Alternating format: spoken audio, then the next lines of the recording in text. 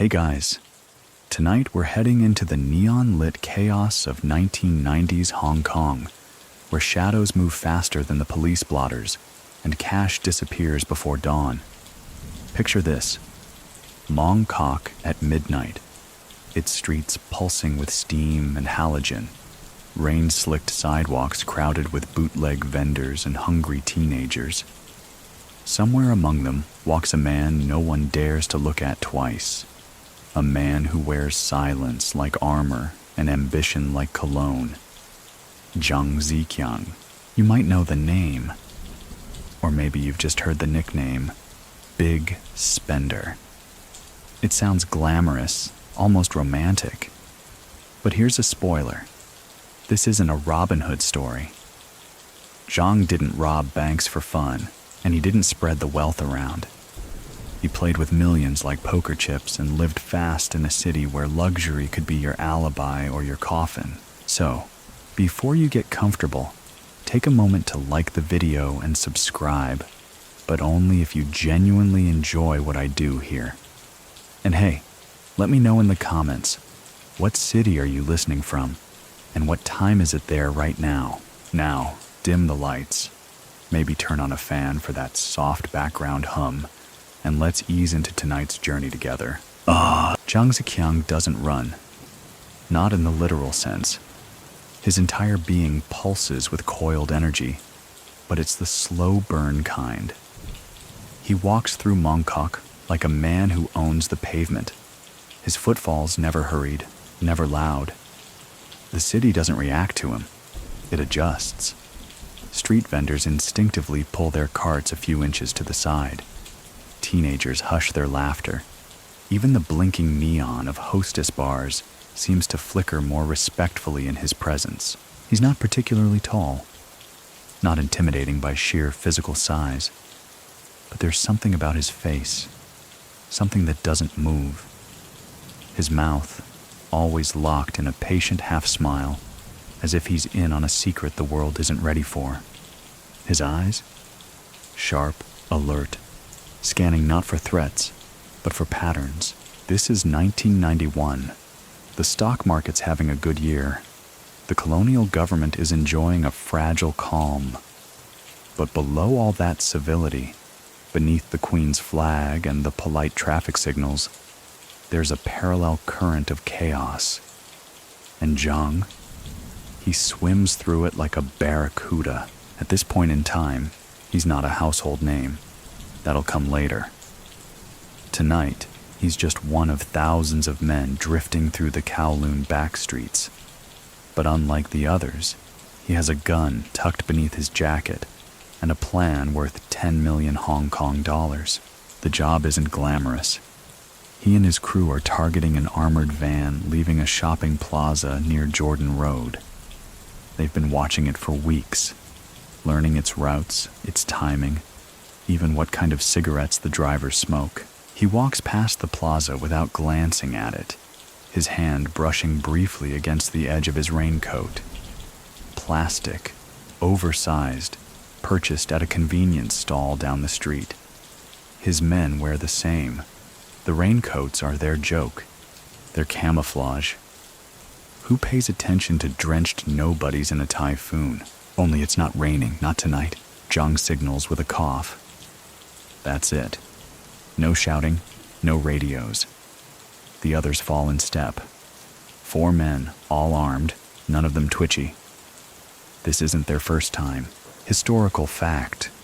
In the early 90s, Hong Kong was experiencing one of its lowest crime rates since the 1970s.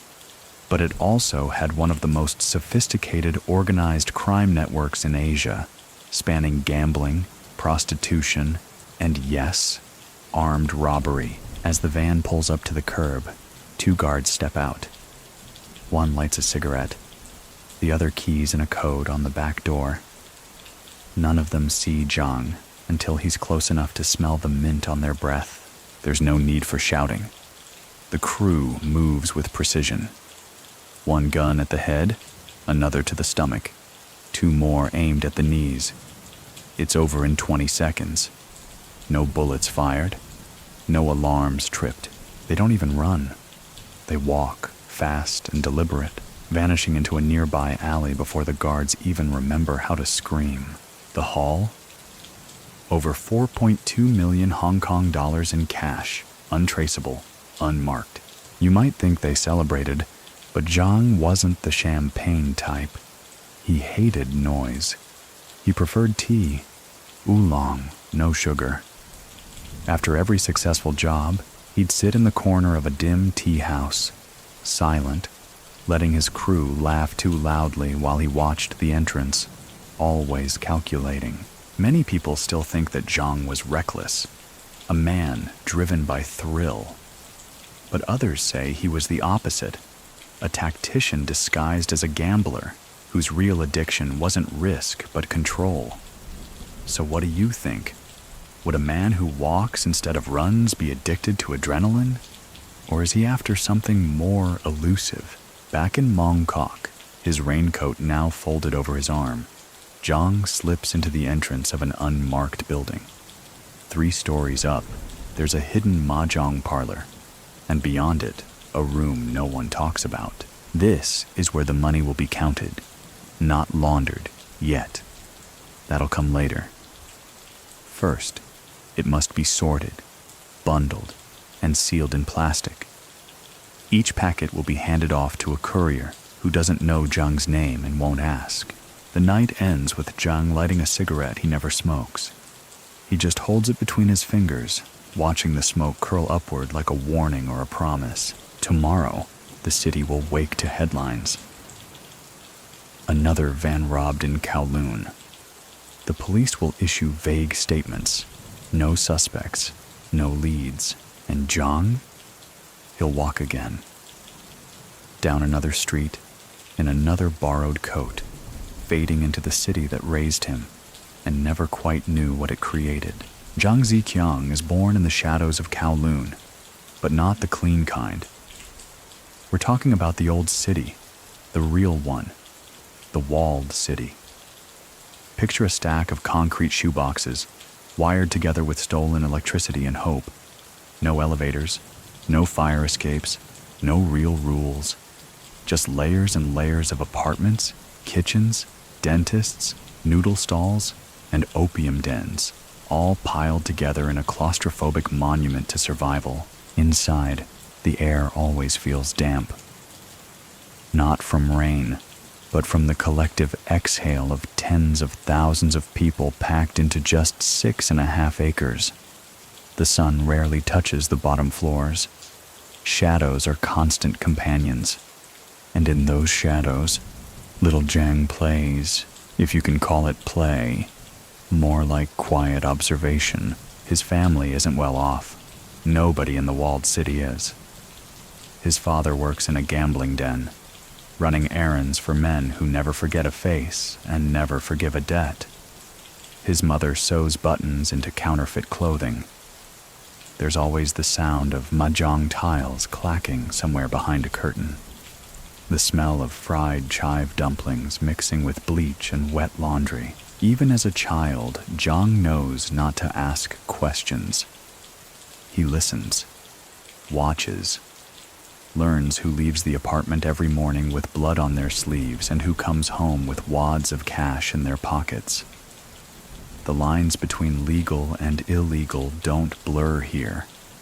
They dissolve completely, and so he adapts. Not with brute strength or loud bravado, but with precision. He learns to move quietly, to borrow things without being noticed, to keep a straight face when police walk by. There's a story, maybe true, maybe one of those Kowloon legends, that Zhang once stole a gold ring from a triad lieutenant at the age of 10, just to see if he could. When asked what he did with it, he reportedly said, "Buried it behind the school. That way, I always know where my courage is." Many people still think that his later violence, the robberies, the weapons, came from some innate cruelty. But others say it began here, in the walled city, where survival wasn't a strategy. It was the only currency that mattered. So what do you think? Is a man born in darkness drawn to it, or simply fluent in its language? As he enters his teens, Zhang becomes a runner, not the athletic kind. He carries messages, cash, sometimes other items wrapped in brown paper. The triads notice him, of course, a boy who's smart, discreet, and doesn't talk back. That's worth something. By 16, he's already earning more than his father. By 17, he's renting a room of his own. Not because he needs privacy, but because independence is power. It's around this time that Zhang starts testing boundaries. Not with guns, not yet. He begins with a small store near Boundary Street. The clerk is distracted. The till is open, and Zhang's hand is faster than judgment. $28. That's it. But the rush? It's something else. He doesn't do it for need. He does it to prove he can. That night, he doesn't go to a nightclub or blow the cash on firecrackers. He walks to a small bakery and buys a box of egg tarts. He gives them out to children playing near the alley. One of them offers him a stick of gum. He takes it, doesn't smile, just nods. This is the first time Zhang understands something important. That generosity, when unexpected, creates a different kind of fear. A more loyal one. Historical fact. The Kowloon walled city, once a Chinese military outpost, became one of the most densely populated places on Earth.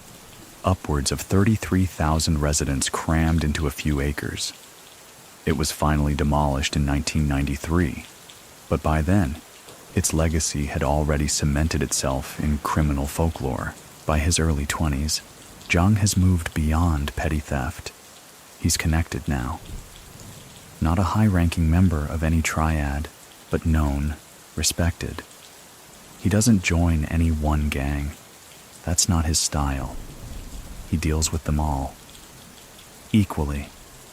Cautiously, he becomes a middleman, a fixer, the guy who can get things done without leaving fingerprints. But there's a turning point. Always is. One night, he watches a group of older men walk into a private room above a mahjong parlor. When they emerge, they're laughing. Hours later, one of them is dead, drowned in a bathtub, face bruised. Chang doesn't flinch, doesn't ask, but inside, he files it away. Power, he realizes, isn't about status or muscle. It's about timing and secrets. So he begins collecting both. He pays attention to the conversations that happen between hands of poker. He memorizes the names of mistresses, the dates of missed payments, the locations of safes. He starts keeping a little black notebook, which he never writes in. Everything's stored in memory. Do you remember the ring he buried behind the school? He goes back one night, digs it up. Still there, still shining. He doesn't put it on. He just holds it. Then, calmly, he buries it again. Deeper this time, because Zhang Ziqiang isn't chasing wealth. Not really, he's chasing control. And Hong Kong, with its blinking skyline and double-faced morality, is giving him exactly what he wants. A playground big enough for ambition and broken enough for ghosts to run free. The first time Zhang steals something worth writing about, there's no police report, no CCTV footage, no dramatic sprint through alleyways. Just a quiet morning at a ferry terminal and a duffel bag that never reaches its destination. It's 1984, and Hong Kong is a city half in love with mirrors. Luxury stores in central polish their windows while squatters hammer tin roofs in Sham Shui Po. The British still govern, but the joint declaration with China has just been signed. People are already whispering about 1997, about what will happen when the flag changes. But Zhang? He isn't worried about flags. He's watching hands. Specifically, the ones that carry money, weapons, or fear. A man steps onto the ferry from Macau. looking like nothing. Beige shirt, tired eyes, luggage scuffed at the corners. But Zhang has been watching him for 2 days. He knows what's inside the duffel. A courier run for the 14K triad, cash and forged IDs, maybe diamonds. The exchange is supposed to happen fast. Man steps off the ferry, hands the bag to someone waiting in a black van, walks away with a newspaper tucked under his arm. Routine. Forgettable. Only Zhang gets there first. No weapons, no team, just timing. He brushes past the man, accidentally bumping into him at the curb. In that fraction of a second, the bag slips from one hand to another. The courier doesn't notice. Or if he does, it's too late. Zhang disappears into the crowd. Van driver never even sees his face. The contents of the bag? Just under $300,000 in banknotes and a sealed envelope of forged Thai passports. The kind of thing that gets people unalived in alleyways. Many people still think that this act, this solo lift, was impulsive. But others point to the prep. The ferry schedules memorized, the courier's habits studied, the decoy jacket left at a nearby noodle stall to throw off dogs. So what do you think? Was it luck or choreography? Zhang doesn't gloat. He doesn't sell the passports or flash the money. He burns the envelope, hides the cash in 3 separate locations, and walks into a noodle shop like nothing happened. Orders fishball soup, pays in coins. It's not about the money. It never is. It's about the proof, the confirmation that he's ready. After that, he stops working alone. Not because he's afraid, but because teams move more money. He finds them in the places no one looks. Pool halls, construction sites, gambling dens. Men who've lost more than they've gained. Men who don't mind risk, because the alternative is nothing. There's Lao Wei, with hands like bricks and a laugh like sandpaper. He can crack a safe with a screwdriver in pure spite. Then there's Qin, quiet, good with cars, terrible at lying. They form around Zhang naturally. No titles, no blood oaths, just a shared understanding. Zhang leads, and they walk behind. They call themselves nothing, just brothers. Their first job together is small, a pawn shop in Yuan Long. They use a fake pipe leak to distract the owner. Qin blocks the security camera with a chewing gum wrapper. Lao Wei smashes the display glass with a rubber mallet wrapped in cloth. It's over in 90 seconds. But it isn't the score that excites them. It's the silence, the cleanness. Zhang hands each man their cut in an alley lit only by a flickering street lamp. No heroes, he says. No bodies, no mistakes. Historical fact. During the 1980s, Hong Kong's triad presence began expanding into more sophisticated criminal ventures, counterfeiting, smuggling, and organized heists. The blurred line between petty criminals and professional crews often went unnoticed until it was too late. Their next few jobs grow bolder. Jewelry couriers, small-time illegal casinos, a backroom bank office in Simsha Tsui that kept too much cash overnight. By the time 1986 rolls around, Zhang's crew has pulled 6 jobs and left 0 fingerprints. But what makes Zhang different, what truly sets him apart, is his refusal to indulge. While his crew parties at neon-lit karaoke bars and flirts with girls draped in fake Chanel, Zhang prefers dim tea houses. He drinks silently, watching the door, occasionally slipping $1 to a passing beggar. One night, Qin asks him, "You don't like to celebrate?" Zhang shrugs. "Celebration is how you get followed home." Qin doesn't ask again. Zhang's reputation begins to spread, not in headlines, but in murmurs. Bartenders stop asking for ID. Pawn shop owners start upgrading their alarms. Other crews ask to join up, but Zhang always refuses. He trusts slowly, and forgets nothing. Do you remember the ferry job? The courier Zhang stole from? 2 months later, that man turns up in a river, weighted down. Zhang hears about it from a whisper at a noodle stall. He stirs his kanji, doesn't blink, doesn't smile, just says softly, "That's why we walk clean." And clean they stay, for now. But even ghosts, if they move too much, begin to leave trails. The alley is called Smoke Alley, but there's no official sign. Locals gave it the name because every 10 steps, there's someone lighting a cigarette or cooking over a propane flame. It winds behind an old tenement block in Sham Shui Po, twisting like a spine, littered with cardboard and neon reflections. This is where Zhang finds his brothers, not the ones who share his blood. Those are long gone or never known, but the kind you build from scratch. Outcasts, survivors. There's Fat Bu, whose family ran a gambling den until the cops torched it and his father fled to Canada.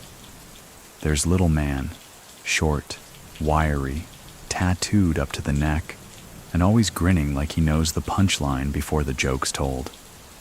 There's Old Lao, who isn't old, but has eyes that look like they've watched too much life unfold from rooftops. And of course, Qin and Lao Wei, who have stuck to Zhang like glue since that first pawn shop hit. They call Smoke Alley home. Not because they live there, most of them couch surf or sleep in back rooms, but because it's where their lives make the most sense. There's a rhythm to their evenings.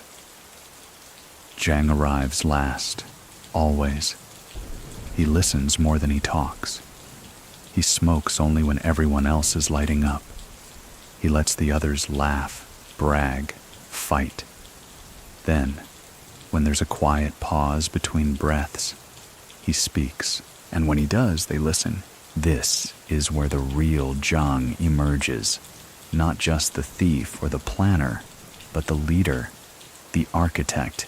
He starts sketching jobs, not just for money, but for precision. Clean routes, timed rotations, uniforms stolen from laundry trucks. He's building something. Not an empire, not yet. A reputation, historical fact. By the late 1980s, Hong Kong police had begun cracking down on organized crime with their Organized and Serious Crimes Ordinance, OSCO. But the smaller, non-affiliated crews often slipped through the cracks. Zhang takes advantage of that. Their jobs become theater. In one, they impersonate municipal workers, complete with fake IDs and orange vests, and rob a cash courier during a staged road repair. In another, they place a fake rat complaint to evacuate a dim sum restaurant, then break into the building above it to access a jewelry safe. Each time, no shots fired, no names dropped. People begin to talk. "There's a crew out there," they whisper. Smart, precise, invisible, but they don't know the name. Zhang prefers it that way. One evening, while they sit beneath the humming light of a noodle stall, Little Man leans over and asks, "Why don't we call ourselves something? You know, like the Silver Eagles or whatever." Zhang chuckles. "Rare, quiet. Names die," he says. "Ghosts live forever." The crew falls in love with that line. They start jokingly calling themselves the Ghosts. But only in private. In public, they're just 5 guys with no past, no future. And then something shifts. A rival crew tries to rob the same jewelry shipment Zhang had been planning to hit. Only they're sloppy. Too many men. Too much noise. One of them pulls a gun too early. A guard dies. Another guard gets away. Zhang watches the news with a blank expression. He doesn't comment, just finishes his tea and folds his newspaper. But that night, in Smoke Alley, he says something different. Something colder. "If they bring blood," he murmurs, "they bring heat. If we want to last, we stay clean." Many people still think Zhang was heartless, but others say he had a code, one built not on morality, but on longevity. So what do you think? Can a thief have honor if his rules are about survival, not virtue? To prove his point, Zhang does something unexpected. He sends a warning, not to the rival crew directly, but to the triad that backed them, a simple envelope. No name, no threats, just a photograph of the rival crew's van taken 2 days before the heist, with time, location, and license plate written neatly on the back. The message is clear. Zhang knew their move before they did. The triad gets the hint. 2 weeks later, the rival crew disbands. One flees to Guangzhou. One gets picked up on drug charges. One disappears entirely. Zhang's crew doesn't celebrate, but they understand now. Zhang isn't just their planner. He's their shield. From then on, Zhang runs everything tighter. No improvising. No bringing girlfriends to meetings. No showing off new watches. If you buy a car, it better be used. If you rent an apartment, the lease goes under someone else's name. They follow the rules, because they know what Zhang is building isn't temporary. It's not a gang, it's a myth. And myths don't bleed. The ponchos come out not for rain, but for robbery. It's 1988. A year of Olympic buzz, Wall Street headlines, and fluorescent suits with padded shoulders. But in Hong Kong, something quieter is moving through the veins of the city. Something wrapped in plastic. Zhang's raincoat heists begin not with a master plan, but with a simple realization. No one questions weather gear. Security guards, police, bank tellers. They all expect criminals to come in leather jackets or black ski masks, not cheap ponchos that crinkle like supermarket bags. So Zhang makes it a uniform. Each man wears the same thing. Plastic raincoat, baseball cap, sunglasses, surgical mask. All bought at the same stall in Mongkok for under $20 total. Their target? Armored vans. Zhang's thinking is simple. The vans move cash fast and predictably. The guards get lazy. The companies don't rotate routes enough. And most importantly, Hong Kong's gun laws keep things tight. Guards rarely carry live firearms, so Zhang decides to strike fast, clean, and in broad daylight. The first job happens near Nathan Road, outside a mid-tier shopping mall. Zhang and his crew sit on a bench across from the drop-off zone, sipping soy milk and pretending to argue over horse racing tips. Each one of them is dressed like a soaked commuter caught in bad weather, ponchos flapping, masks in place. When the armored van pulls up, there's no panic, just motion. Lao Wei moves first, pressing the guard against the van with surgical precision. Qin pops the rear latch with a crowbar filed down to look like a walking cane. Little Man hops in, grabs the 3 main cash bags, and is out in 5 seconds. Zhang never even rises from the bench. He folds his newspaper, tucks it under his arm, and walks. They vanish into the crowd before anyone realizes what's happened. Total haul, over HK 2 million. No shots fired, no security alarms, not even a proper scream. Many people still think these raincoat jobs were a gimmick, but others recognize the genius in how they exploited cultural habits, how no one questions someone trying to stay dry, even when it isn't raining. So what do you think? Can brilliance be mistaken for absurdity if it hides in plain sight? Historical fact. During the 1980s, Hong Kong's crime landscape was defined more by organized restraint than chaos. Robbers often favored clever disguises and trickery over brute force, making police investigations frustratingly difficult. Over the next 6 months, the raincoat crew hits 5 more vans. Each time, they change minor details. A different brand of poncho, different walking patterns, different distractions. Zhang never allows a repeat route. Never hits the same security company twice. Never lets a driver's face become too familiar. He knows memory is a trap. He also knows that, in Hong Kong, speed is everything. With its dense alleys and sprawling markets, the city can erase a man in 2 blocks, if he moves right. So the crew rehearses, in abandoned car parks at midnight, They practice routes like theater students. Kin times how long it takes to pop a van door. Lao Wei trains to snatch bags without glancing. Little man drills facial posture until he can look 5 different types of afraid, depending on the mark. Zhang films them, watches the tape like a director. No flair, he says one night. We're not actors, we're shadows. He even pays a tailor to sew hidden cash pockets into their ponchos. You see, the brilliance of the disguise wasn't just the anonymity, it was the discardability. After each job, the ponchos go straight into dumpsters. Cash gets split, rebagged, and hidden in plain packaging. Zhang once stashed $400,000 in a bag of rice. Another time, in a baby stroller borrowed from a cousin. 1 heist, 2 exits, 10 decoys. The police? They're scrambling. News headlines start calling the crew the plastic ghosts. Tabloids sketch illustrations of shadowy figures in supermarket ponchos. Talk radio fills with theories. Rogue triads, rogue cops, maybe even foreign spies. Zhang listens with mild amusement, sipping soup while radio hosts yell. He doesn't correct them. Why would he? He's building something else. Something that relies on invisibility, not hiding in darkness, but in absurdity. One night, after a successful job near Kuntong, the crew sits quietly in a noodle shop, their ponchos bundled under the table, their money already gone from sight. Fat Bu, grinning, slurps a fishball and says, "You know, someday they'll say ghosts walk among us." Zhang replies without looking up, "Let them say that. It means we're still breathing." And they are. Breathing, moving, vanishing. But even ghosts cast shadows when the light hits right. It should have gone like clockwork.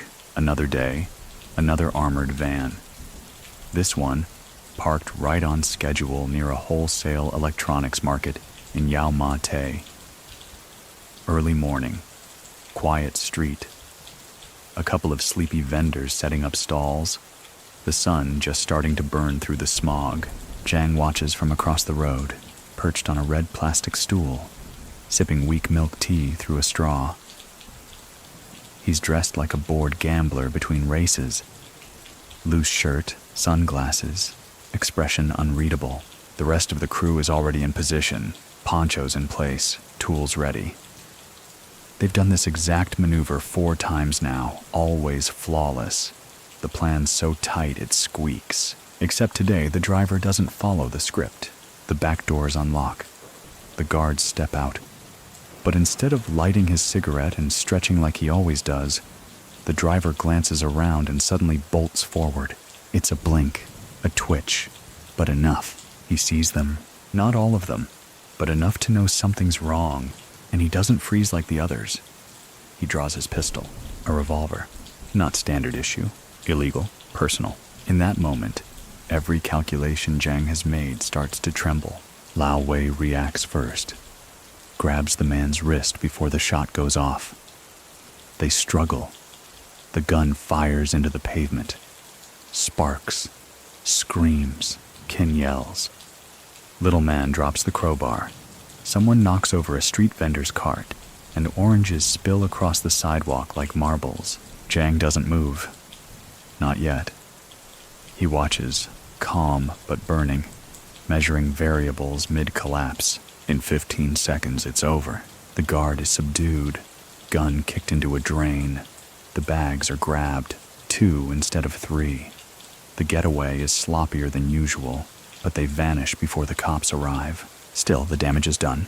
Historical fact: while Hong Kong's firearm laws are some of the strictest in the world, the black market for illegal handguns remained active throughout the 80s and 90s, particularly among ex-military and triad members who distrusted government-issued protocols.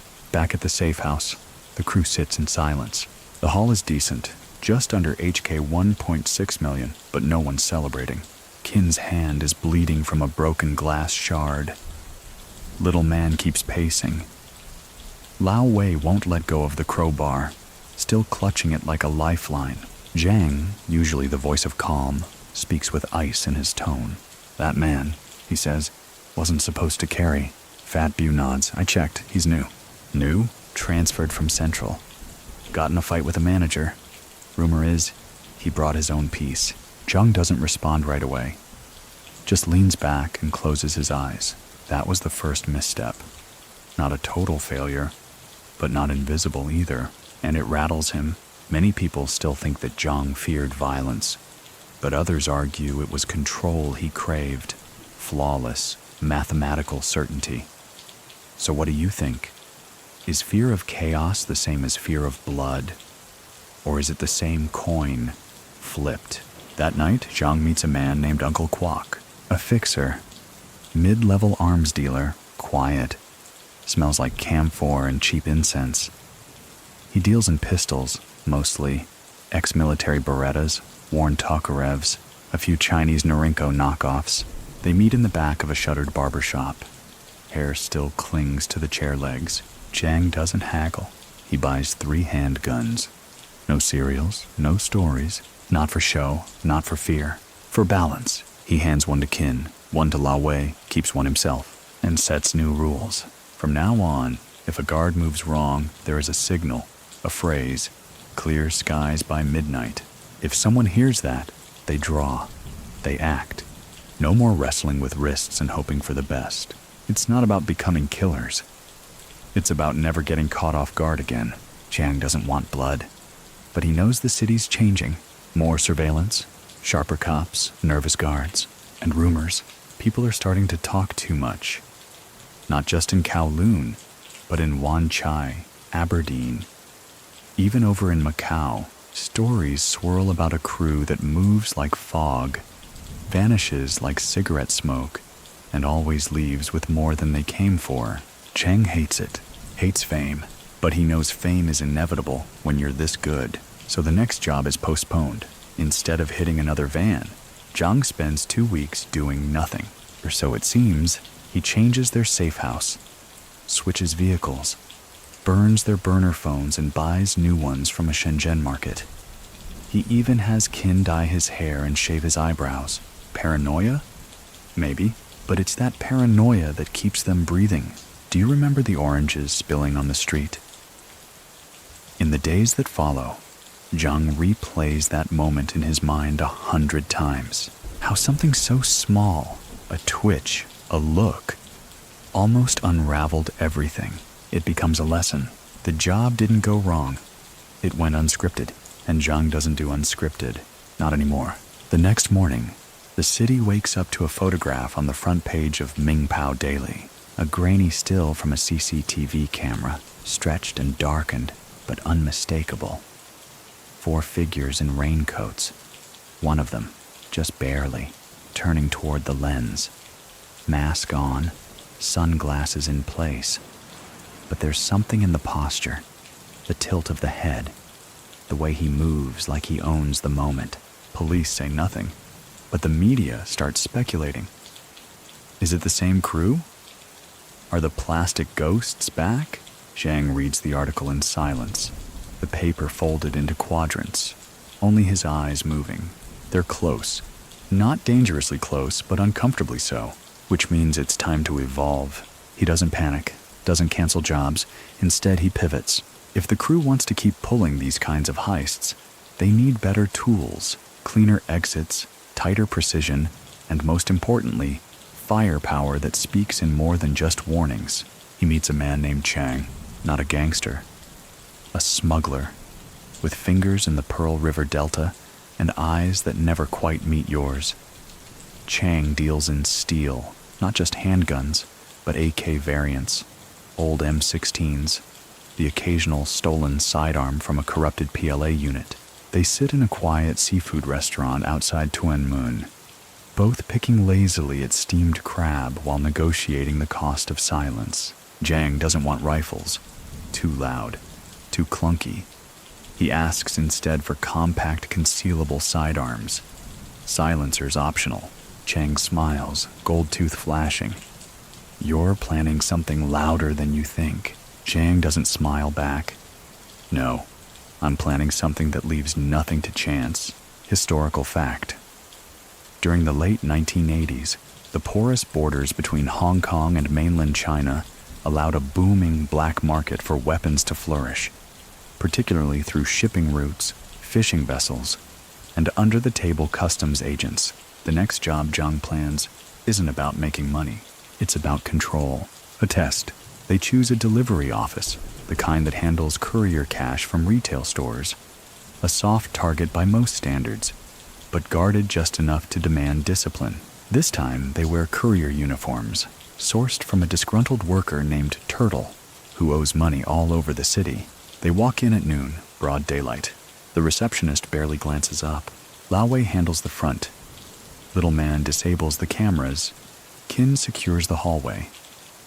Zhang moves with his usual calm, like someone inspecting the place for renovation. The job is over in 4 minutes. No guns drawn, no alarms. They walk out with $900,000 in small bills wrapped in brown courier paper and bubble wrap. Clean. Zhang doesn't care about the cash. It's the confirmation he's after, that they can still operate below the radar, even with increased pressure. That night, he tells the crew they're upgrading again. No more cheap disguises, no more improvised safe houses. From now on, everything is staged. He rents an apartment in Taikok under a fake name and outfits it with soundproof walls and blackout curtains. It becomes their war room.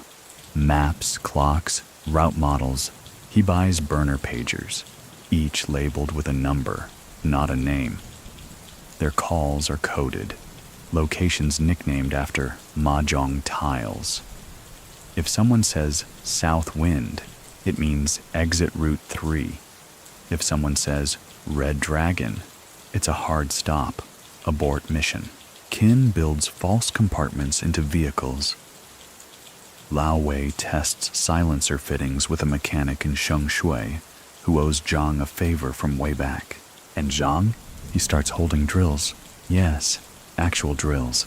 Timed runs, dry rehearsals, simulated stress tests. He hires a former security consultant, one of those white-collar types who got fired for gambling debts, to critique their movements. Too slow on the door, the man says. Too loud on the stairwell. Your line of sight breaks here. Zhang doesn't take offense. He pays the man extra and sends him home with a clean envelope of cash and a warning to forget everything. Many people still think that Zhang's greatest strength was his fearlessness, but others argue it was his obsession with eliminating variables. So what do you think? Can a man be both ruthless and anxious? And is that why he survived? The city begins to change again. 1990 rolls in. The skyline keeps growing.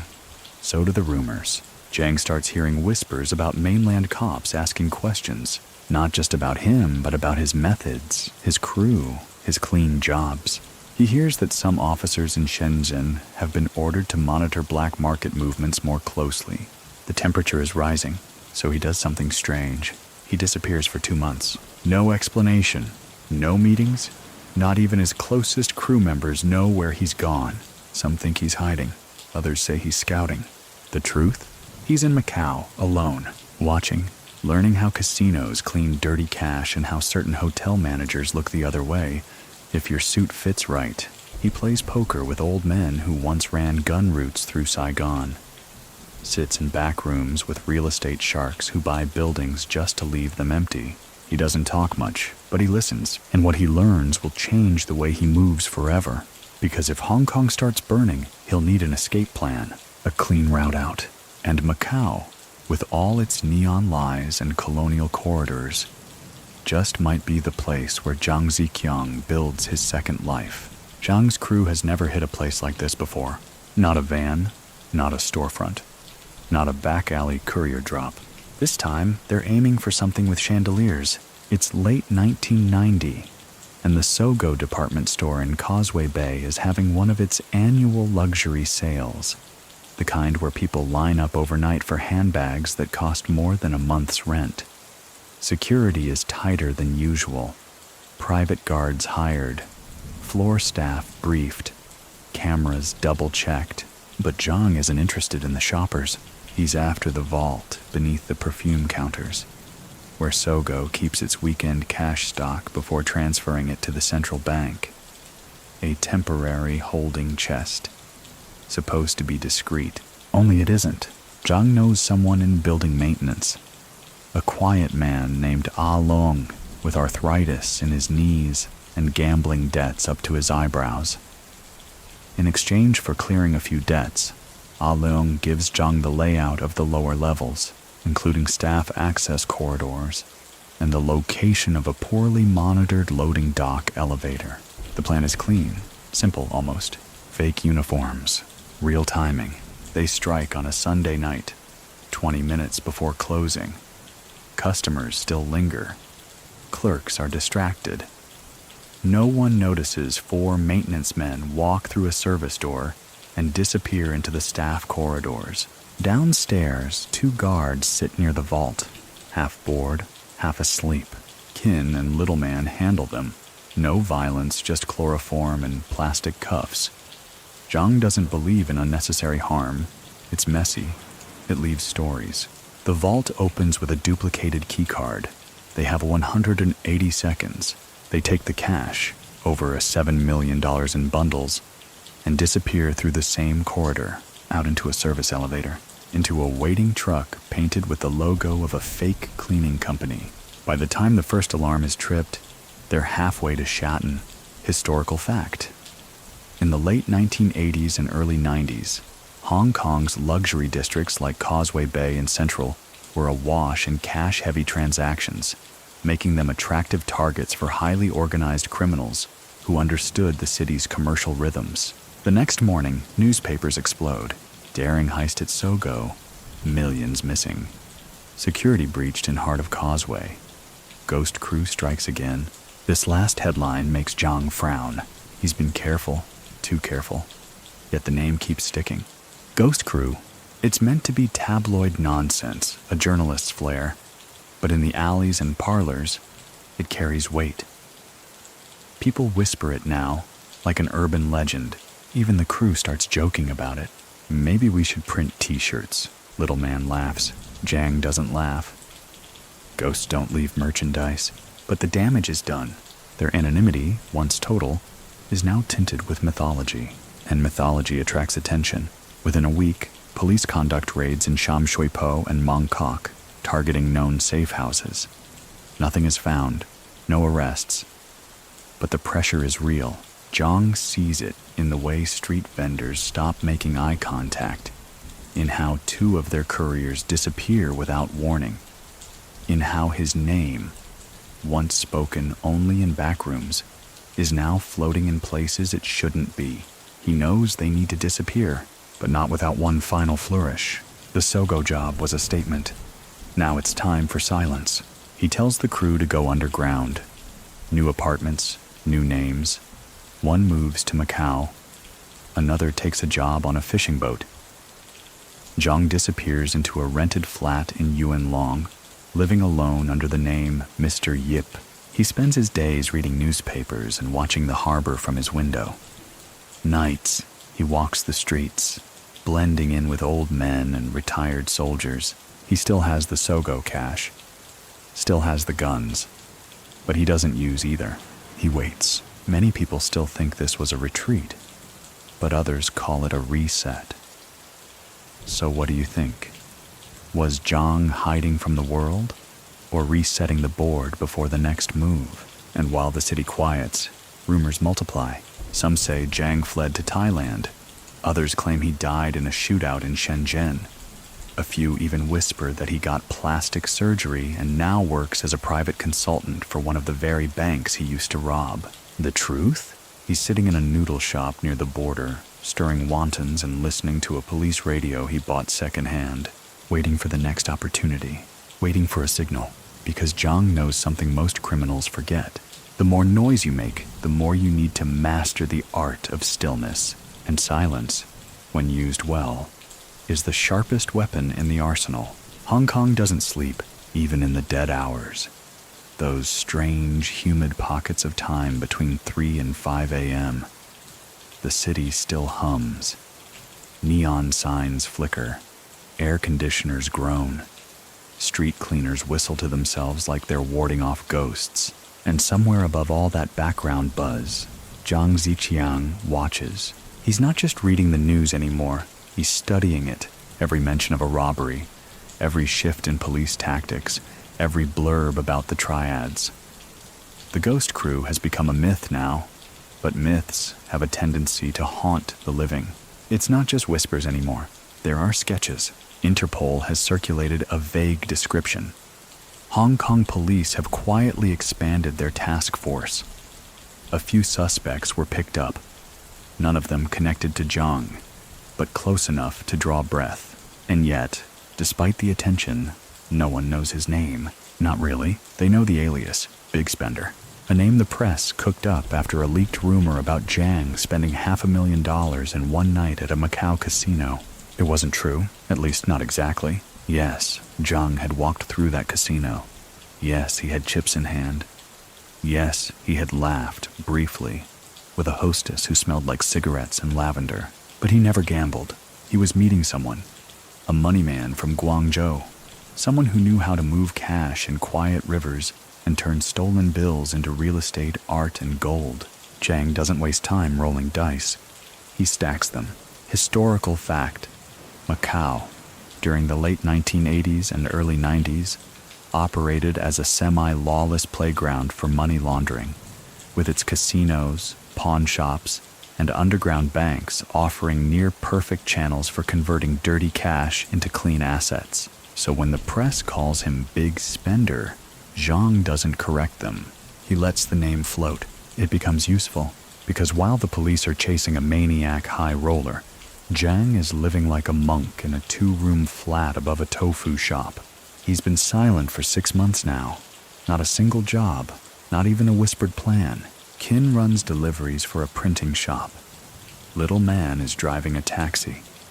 Lao Wei has grown a beard and spends his days playing mahjong with pensioners. Zhang has told them, wait, don't make noise, don't get clever. And they obey, not because they're afraid, but because they know he's watching every angle. One evening, Fat Bu shows up uninvited.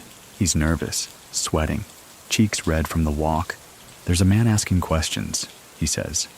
Not police, not triad, something else. Zhang pours him tea and listens. He's foreign, tall. Cantonese is okay, but clipped. He's asking about the Sogo job.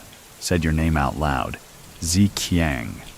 Zhang doesn't move, but something flickers in his eyes. Someone's cracked part of the myth. It's not panic he feels, it's recognition. The game's changing. Many people still think Zhang crumbled under pressure, but others say he adapted. So what do you think? Is reinvention a sign of weakness? Or is it what keeps kings on the board? That night, Zhang disappears again. He leaves behind everything. The apartment, the burner phones, even the old pocket watch he used to time his heists. He crosses the border into Shenzhen using one of his many identities. Mr. Wong, this time. A slight limp, a southern accent, a baseball cap pulled low. In Shenzhen, he meets with people who don't ask questions. A boat builder, a gold dealer, a former customs official. Zhang has decided something. No more jobs in Hong Kong. It's too loud, too hot, too many eyes. If he wants to move freely, he needs protection. And in China, protection doesn't come from guns. It comes from guanxi, relationships, leverage, favors wrapped in red envelopes and sealed with silent nods. He starts building those quietly, helps a local businessman with a border crossing issue, pays for a police captain's nephew to study abroad, delivers a gift to the right woman at the right dinner party. And just like that, doors open. Paperwork moves faster. Faces smile longer. Questions disappear. He's not a ghost anymore. He's becoming something else. A man with power that doesn't need bullets. But even as he walks through Shenzhen's glittering lobbies and newly built highways, he knows something is still waiting behind him. Hong Kong hasn't let go. Neither has the legend. And neither really has Zhang. Because there's one last move he's been saving. One last score. Not for the money, for the exit. A clean one. And for that, he'll need to vanish so perfectly that even the stories lose his scent. In a city where nothing disappears for long, Zhang Ziqiang makes himself into an echo. Not a ghost, not anymore. He's upgraded. Gone is the man in a raincoat. Gone is the plastic mask and silent walk through Mongkok alleys. Now he's the man behind mirrored glass in Bangkok.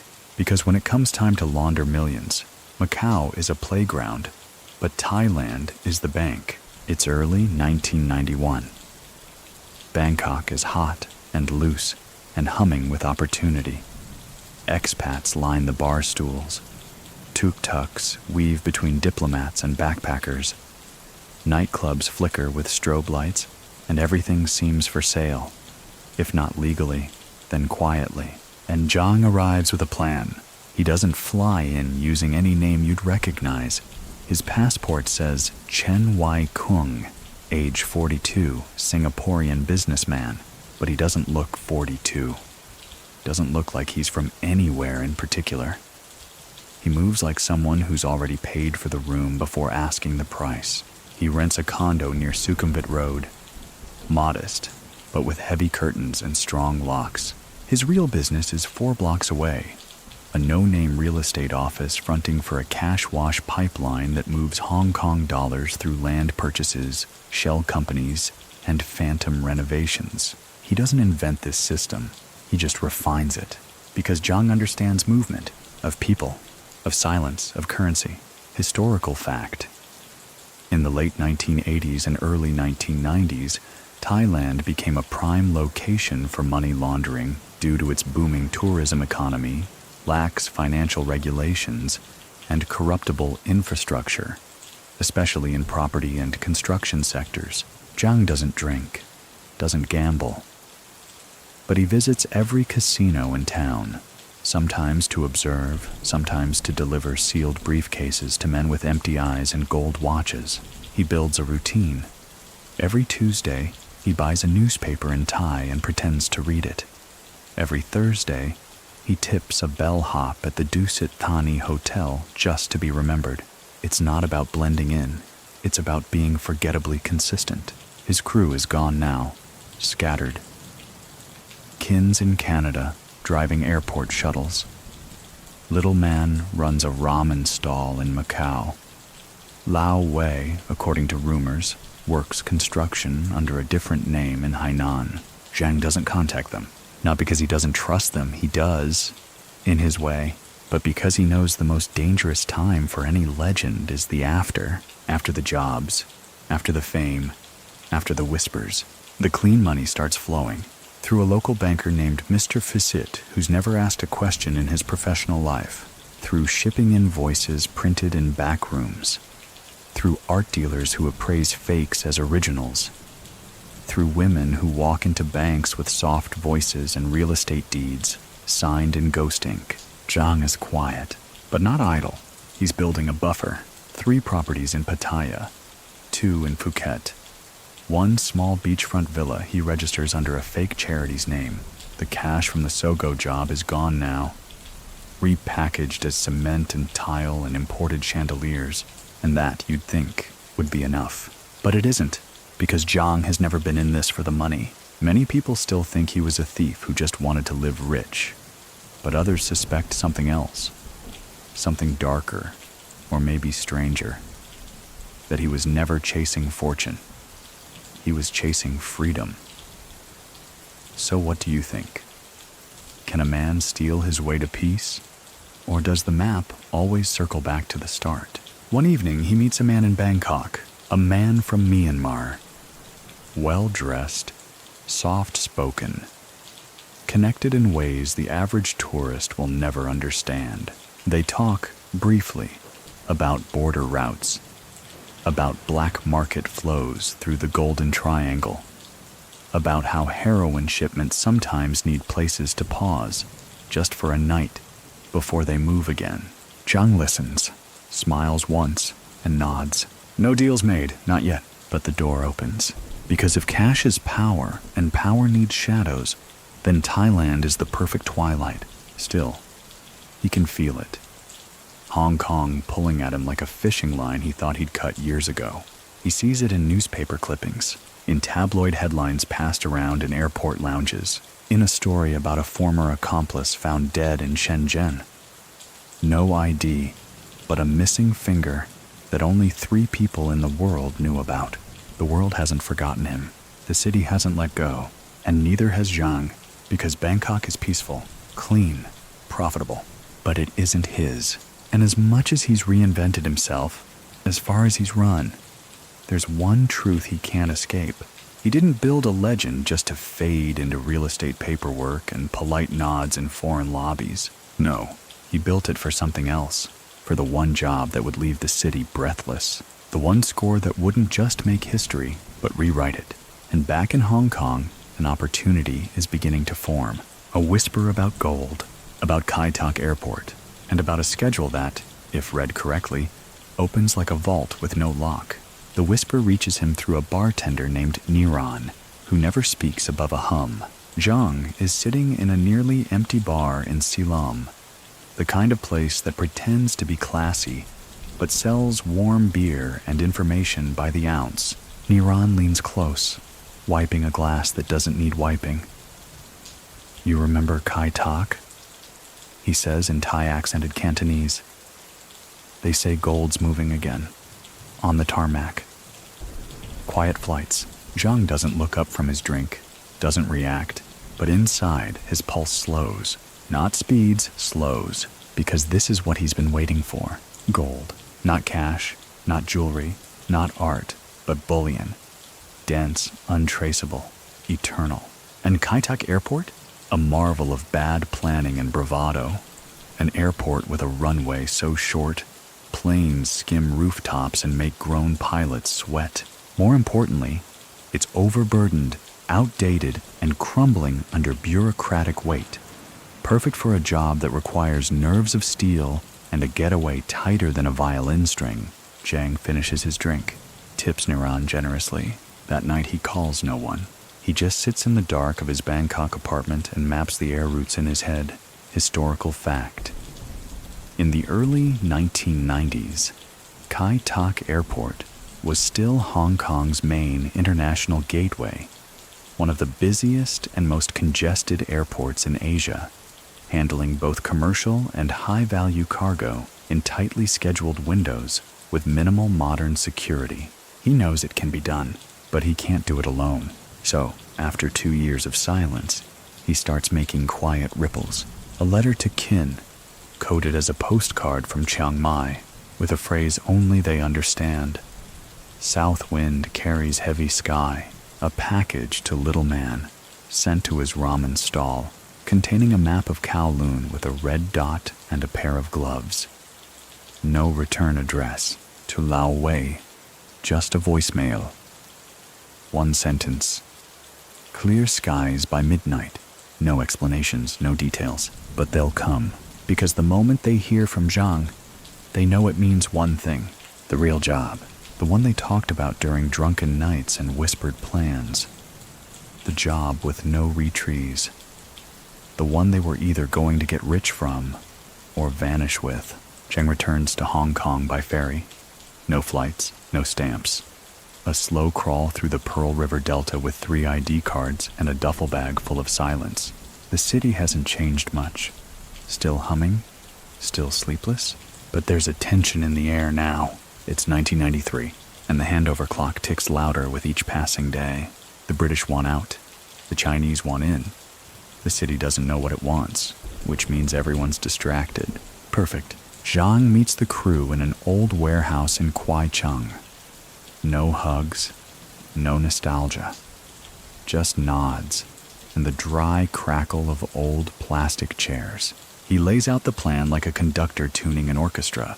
The target, a gold shipment arriving at Kai Tak on a private cargo plane, supposedly part of an interbank transfer between Singapore and Zurich, with a brief layover in Hong Kong due to technical fuel needs. The loophole? A 3-hour window between plane arrival and escort transport. The flaw?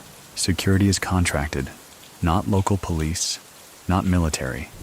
Just a private firm with a poor record and overworked staff. Zhang has someone inside. A cousin of a cousin. Real chain of favor stuff. Who handles catering trucks for inbound flights. That truck will get them to the tarmac. The rest? Precision.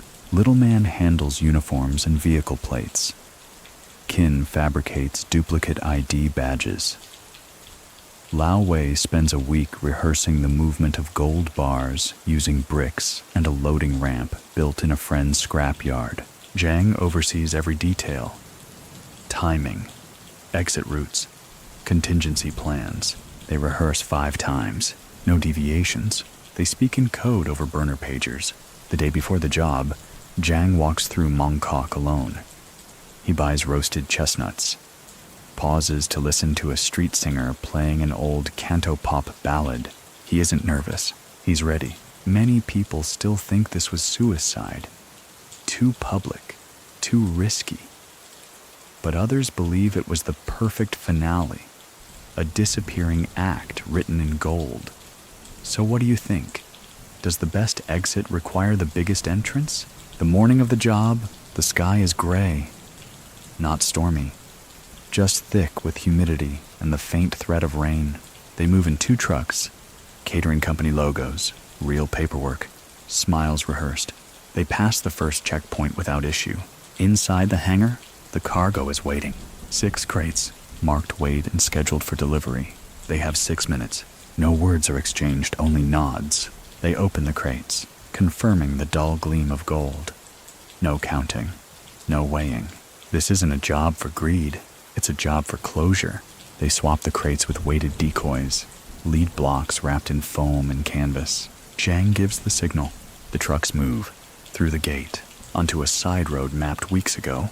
The guard waves, doesn't even check the back. 10 minutes later, the crates are hidden in an underground car park in Suan, where the temperature never rises above a lazy chill. No alarms, no shouts, just silence.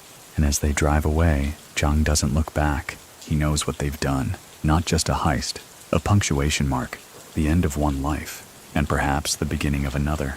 The news breaks the next morning like a champagne bottle against steel. Loud, sudden, and a little theatrical. Gold vanishes on Kai Tak tarmac. No signs of forced entry. Inside job suspected. Ghost crew returns. The headlines spin themselves into knots. Reporters tripping over each other with speculation. The footage is useless. Grainy. The cameras on the catering trucks were fogged by condensation. The guards who waved the vehicles through have perfect records, but fuzzy memories. The crates that reached the bank vault were full of weighted blocks and confusion. 6 bars of gold, estimated at over $30 million, gone. Just gone. No gunshots, no chases. Just a clean, surgical cut to the artery of a major financial transfer. And once again, no names, no faces, just whispers. Back in Suan, Zhang sits in a folding chair in a rented storage unit, sipping chrysanthemum tea. The gold is locked in heavy-duty trunks, lined with lead-to-beat metal detectors. Each bar is already marked for breakdown, scheduled to be melted and remolded in a backroom furnace across the border, where jewelry and dental fillings get churned into new beginnings. But Zhang doesn't rush. He tells the crew to wait. 2 weeks, no contact. Let the city roar, then settle. Let the banks spin their lies. Let the authorities shuffle blame. Qin nods. Lao Wei leans against a concrete wall, arms folded. Little man grins like a gambler who's finally pulled the card he's been hiding for years. But none of them speak the real truth. That they're done. This job was the last. The one they joked about, planned around, dreamed toward. And now it's real. Historical fact. Gold smuggling in the early 90s between Hong Kong, Macau, and mainland China was a significant but underreported problem, facilitated by gaps in customs coordination and disguised as everything from machine parts to religious artifacts. Zhang moves the bars slowly, over days, one to a jewel cutter in Sheng Shui who owes him favors. Another 2 across the border, hidden in industrial shipments of sewing machine parts. The rest, melted, recast, and sent with forged certificates to Bangkok, where his old channels still breathe. He gives the crew their shares in quiet envelopes. No speeches, no fanfare. Lao Wei asks, "So that's it?" Zhang just nods. "That's it." Little man lights a cigarette, exhales slowly. "You'll vanish again, huh?" Zhang shrugs. "Already have." He doesn't offer contact info. Doesn't say take care. He knows they'll survive. Each man walks a separate way from that storage unit. No hugs. No goodbyes. Just the sound of heavy boots on damp concrete. Many people still think Zhang disappeared forever after that, but others claim to have seen him, years later, a man in Singapore, quietly buying property under a different name. A photo in a Thai newspaper of a man attending a government charity gala with a smile that looked just familiar enough. A whisper in Ho Chi Minh City, where a retired customs officer said a polite Chinese man paid in gold for 3 silence-guaranteed passports. So what do you think? Can a man erase himself completely? Or does he simply fade into a shape the world forgets how to see? Back in Hong Kong, the investigation drags on. Interpol steps in. Fingers are pointed. Bank managers are reassigned. One security firm shuts down entirely. But nothing comes back to Zhang, because Zhang didn't leave fingerprints. He left a vacuum. And vacuums don't confess. He rents a boat under another name, slips out of the harbor under the pretense of a fishing holiday. No fanfare, just clouds overhead and water beneath. And then silence, a long one. Zhang Ziqiang becomes a headline that slowly disappears beneath newer scandals, fresher dramas. The myth remains. The ghost crew becomes bedtime material for triads in training, but no one replaces him, because you can't follow footsteps that never touched the ground. By the time 1994 unfolds, Hong Kong has settled back into its rhythm, fast-paced, neon-drenched, and obsessively forgetful.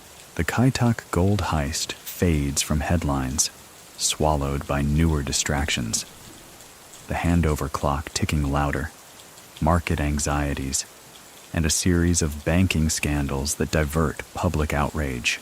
But for those paying close attention, those in high offices, those in low alleys, the name Zhang Ziqiang still floats like smoke that refuses to clear. Only now it's attached to a different kind of fear. Not the fear of being robbed, but the fear of being outmaneuvered.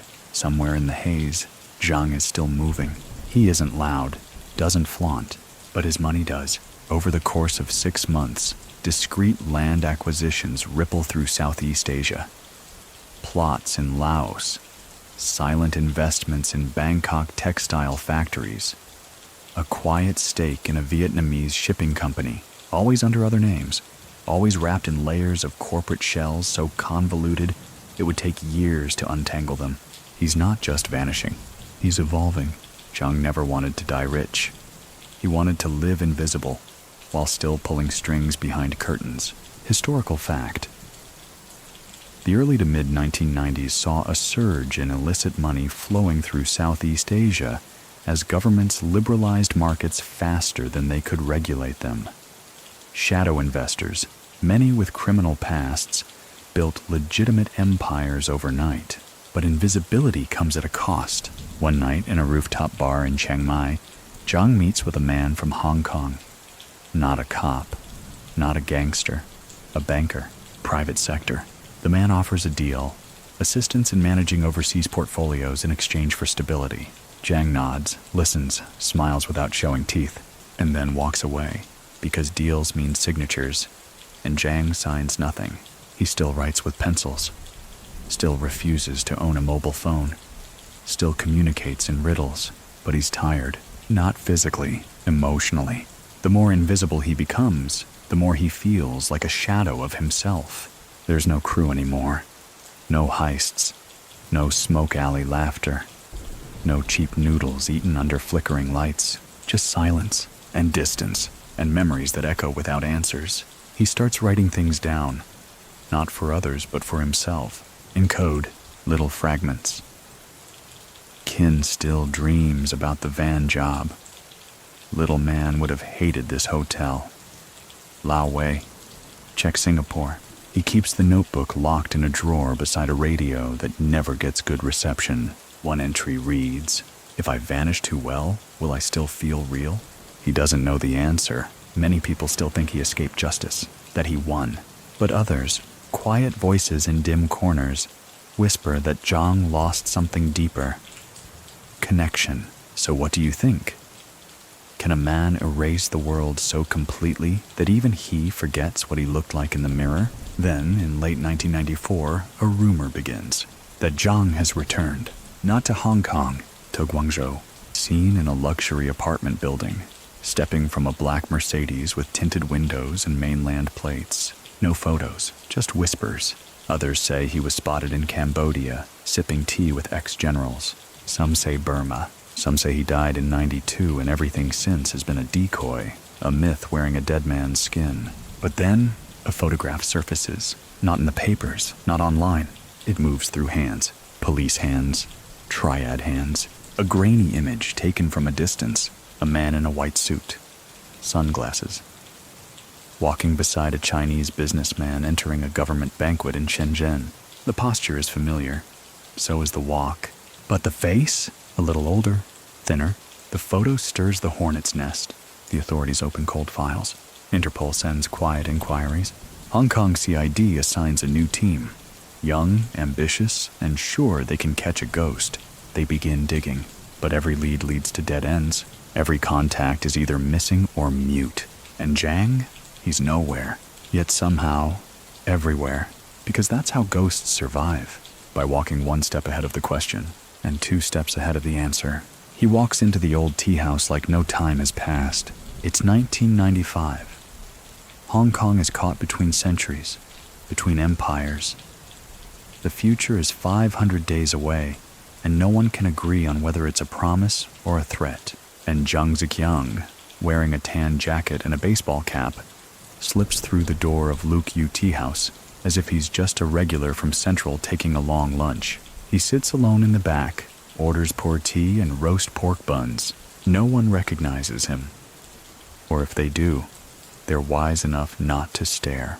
He drinks slowly, watches the mirrors, counts the seconds between each waiter's pass, because Zhang isn't here for nostalgia. He's here to listen. Across the room, 3 men in suits, young, loud, too confident, talk about the Kai Tak gold job like it was folklore. Definitely triads, one says. No way. It was mainland. Only they've got the access. You're both wrong, the third replies. Everyone knows it was Big Spender. He came back, pulled the job, then vanished. Zhang smiles into his cup. Still here, still a myth. But he knows myths rot if left too long in the dark. And Zhang is ready to make noise again, just once more. Many people still think the 1995 resurfacing was a mistake, but others believe it was intentional. Zhang's version of leaving a calling card before his final act. So what do you think? Was he slipping or setting the stage? He starts contacting old faces, carefully, quietly. One courier in Aberdeen, one cleaner in Yau Ma Tei. The message is simple. Big Spender's awake, and in the underground, those 4 words hit like a dropped knife. Not everyone's thrilled. The triads especially feel threatened. Zhang had always existed just outside their grip, never one of them, never indebted. And now, his name rising again means headlines. Heat, unpredictability. They send feelers, quiet threats. Zhang doesn't respond, but he does prepare. Historical fact. The mid-1990s in Hong Kong saw a surge in criminal infighting as traditional triad territories faced disruption with the looming handover and shifting police strategies. Many groups began recruiting aggressively or consolidating, fearing loss of influence. Zhang rents a flat in To Kwa Wan under yet another alias. The furniture is sparse. A mattress, a folding table, a fan that never turns off. He keeps to himself, watches the harbor through dusty blinds. But something's different this time. He's not planning a job. He's planning an exit. The real one. Not just a disappearance, a retirement from being Zhang. Because even ghosts grow tired of the haunt. The Kai Tak job gave him money he'll never be able to spend in full. The network he built in Bangkok runs itself now. But freedom, true freedom, requires invisibility and peace. And Hong Kong doesn't offer either anymore. Not for men like him. One evening, he meets with a document forger in Sim Sha Tsui. The man offers him 3 identities. All clean. All tested. Zhang chooses one. A name he doesn't say out loud, not even in his head. He pays in gold. Real gold. 1 bar, cut in half. Later that week, Zhang is followed. Not police, not amateurs. Pros. He loses them after 2 turns, 1 alley, and a bait-and-switch cab ride. But the message is clear. Someone wants him boxed. Not arrested, not exposed, just limited. He tightens his movements, burns his backup phones, moves safe houses twice in a week. And one night, just after 2 a.m., a brick flies through the window of a noodle shop he's known to visit. No note, just glass and silence. Zhang doesn't retaliate. He waits. Then he vanishes again. For 6 months, nothing. No sightings, no calls, no slips.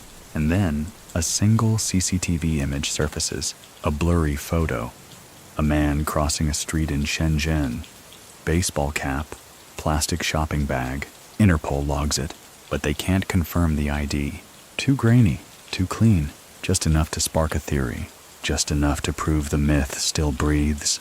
And somewhere, in a dark apartment above a dim-lit alley, Zhang Ziqiang, Hong Kong's most notorious robber don, sits with a candle, sharpening a pencil. He writes in a small notebook. 1 word. Almost. The wind hits harder in December.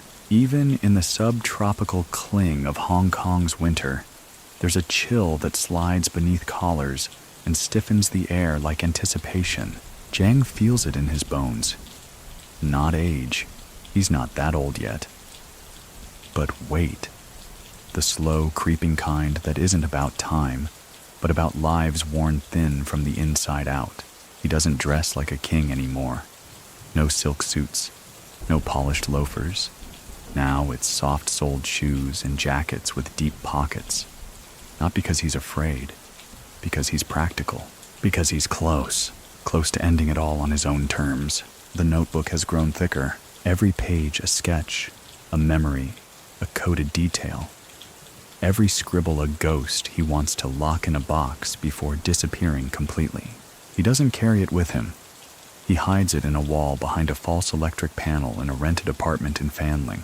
That's his insurance, his footprint. If something happens to him, someone might find it. And if they do, they'll know what the world never did. The how, not the why. Zhang never pretended to offer that. One night, walking down Argyle Street, he notices a man shadowing him. Not a cop, not a kid. Too smooth, too patient. Zhang doubles back, fakes a phone call, takes 3 side streets, loses him. But it's another reminder. Time is running out, not from death, from relevance. And for a man like Zhang, fading is a worse punishment than prison. Many people still think he was caught not long after. That a quiet arrest was made in Shenzhen and covered up to save political embarrassment. But others say he slipped away one final time. So clean, so quiet, that not even the people he lived with knew his face. So, what do you think? Can a man leave the world like smoke through a crack in the wall and stay gone? In the weeks that follow, Zhang begins a new routine. Not for crime, not for evasion, for departure. He sells off the last of his Hong Kong assets through a broker who thinks he's helping a retiree relocate to Vancouver. He pays a man to smuggle a crate onto a cargo ship bound for Cape Town. Inside, books, a radio, a single photograph of Zhang's crew, taken in 1989 before the Sogo job. The next night, Zhang writes 4 letters. One for Kin, one for Little Man, one for Lao Wei, one for himself. He seals them in wax, burns a 5th he never finishes. Then he sits, quietly, in the dark, listening to the low drone of the city, wondering if it will ever stop buzzing inside him. He closes his eyes and lets it all soften. The Kai Tak job wasn't just a heist, it was an earthquake. For the first time in years, the colony's elite held their breath. Boardrooms tightened. insurance premiums spiked overnight. And in the corridors of the central government complex, white-haired administrators whispered to each other with actual dread in their voices. A ghost had returned, and he'd taken the gold. The authorities tried to keep things quiet at first. They issued a vague press release. Anomalies during cargo transfer. Investigation ongoing. No comment at this time. But the press smelled blood. Gold had vanished on government-monitored ground from an international runway in one of the world's most secure cities. That wasn't just a crime. It was an embarrassment. The police response was swift. Task forces doubled. Plainclothes officers swarmed every logistics firm linked to Kai Tak. Several low-level customs staff were detained, interrogated, and released under silence orders. And still, nothing. No witnesses, no trace, no noise, because Zhang Ziqiang had already disappeared. Again, while the city convulsed, Zhang sat in a quiet high-rise flat in Shengwan, sipping rice porridge from a blue porcelain bowl. The view looked out over Victoria Harbor. But he wasn't watching ships or skyline. He was watching time. Every moment after Kai Tak was a countdown. He'd always said the perfect heist didn't end when the gold left the vault.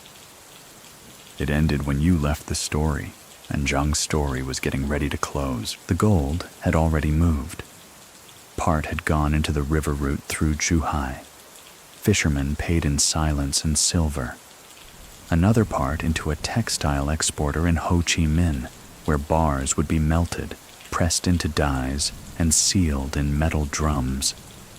A third share, Zhang's personal cash, was hidden deeper, beneath concrete in a storage facility, registered under a company that didn't exist. Qin had vanished into Singapore. Lao Wei was rumored to be somewhere near Manila. Little Man, as always, was the hardest to trace. Zhang had left him with a handshake and half a smile in a Kowloon alley and never looked back. Many people still think this was a breakup, but others say it was a ritual. Zhang's version of untangling fate from loyalty. So, what do you think? Can a man who builds his legend with others afford to carry them to the end? By February, the newspapers had quieted again. The Kai Tak heist still came up, but only as part of retrospective articles, top 10 mysteries of the decade, or speculative true crime columns. The CID investigation had stalled. The lead detective had been reassigned to triad surveillance in Mongkok, and Zhang, he was preparing for something quieter than any job he'd ever planned. Oblivion. He started closing accounts. Not bank accounts. He didn't use those anymore. But the human ones. The few lingering ties he hadn't fully severed. A man named Ah Kit, who once provided forged shipping manifests. Zhang sent him a tea set as a farewell gift. An old widow in Macau, who once stitched hidden pockets into a raincoat. He mailed her a thick envelope and a one-way ferry ticket. Even Fat Bew, who'd fallen into loan shark debt again, received a visit. Zhang didn't scold, didn't advise, just handed him an unmarked package and said, "Don't open it until you're not scared anymore." It wasn't charity, it was tidying. He knew what was coming, because he wasn't the only one watching. One night, he stepped into a convenience store in North Point, just before closing. Bought cigarettes and instant noodles. The clerk, a kid barely 20, looked up and froze. "Are you?" Zhang smiled. "No." He left the store and didn't return to that side of the island again. Word was spreading, too quickly. The ghost was being hunted, not just by police but by reputation itself. And Zhang understood the most dangerous moment in any myth is right before it fades. That's when people want answers, want revenge, want closure. But he wasn't going to give them any. Historical fact. By mid-1995, Hong Kong's organized crime investigations were often overwhelmed not by lack of evidence, but by too much noise. Contradictory tips, public hysteria, and internal politics diluted most high-profile pursuits, especially in cases that crossed into mainland jurisdiction. Zhang began setting up his final move. Not a heist, not an escape, a subtraction. He reached out to one man only, an old friend in Guangzhou who specialized in crafting identities for people who didn't want new lives, only untraceable exits. "I want silence," Zhang told him. "The kind even my name can't reach." The friend nodded. "We can do that, but it's expensive." Zhang smiled. "I already paid." They didn't speak again. The plan would take 90 days. Zhang would be processed through a ghost corridor in Jiangmen, out of official sightlines, out of biometric scans, away from any trail.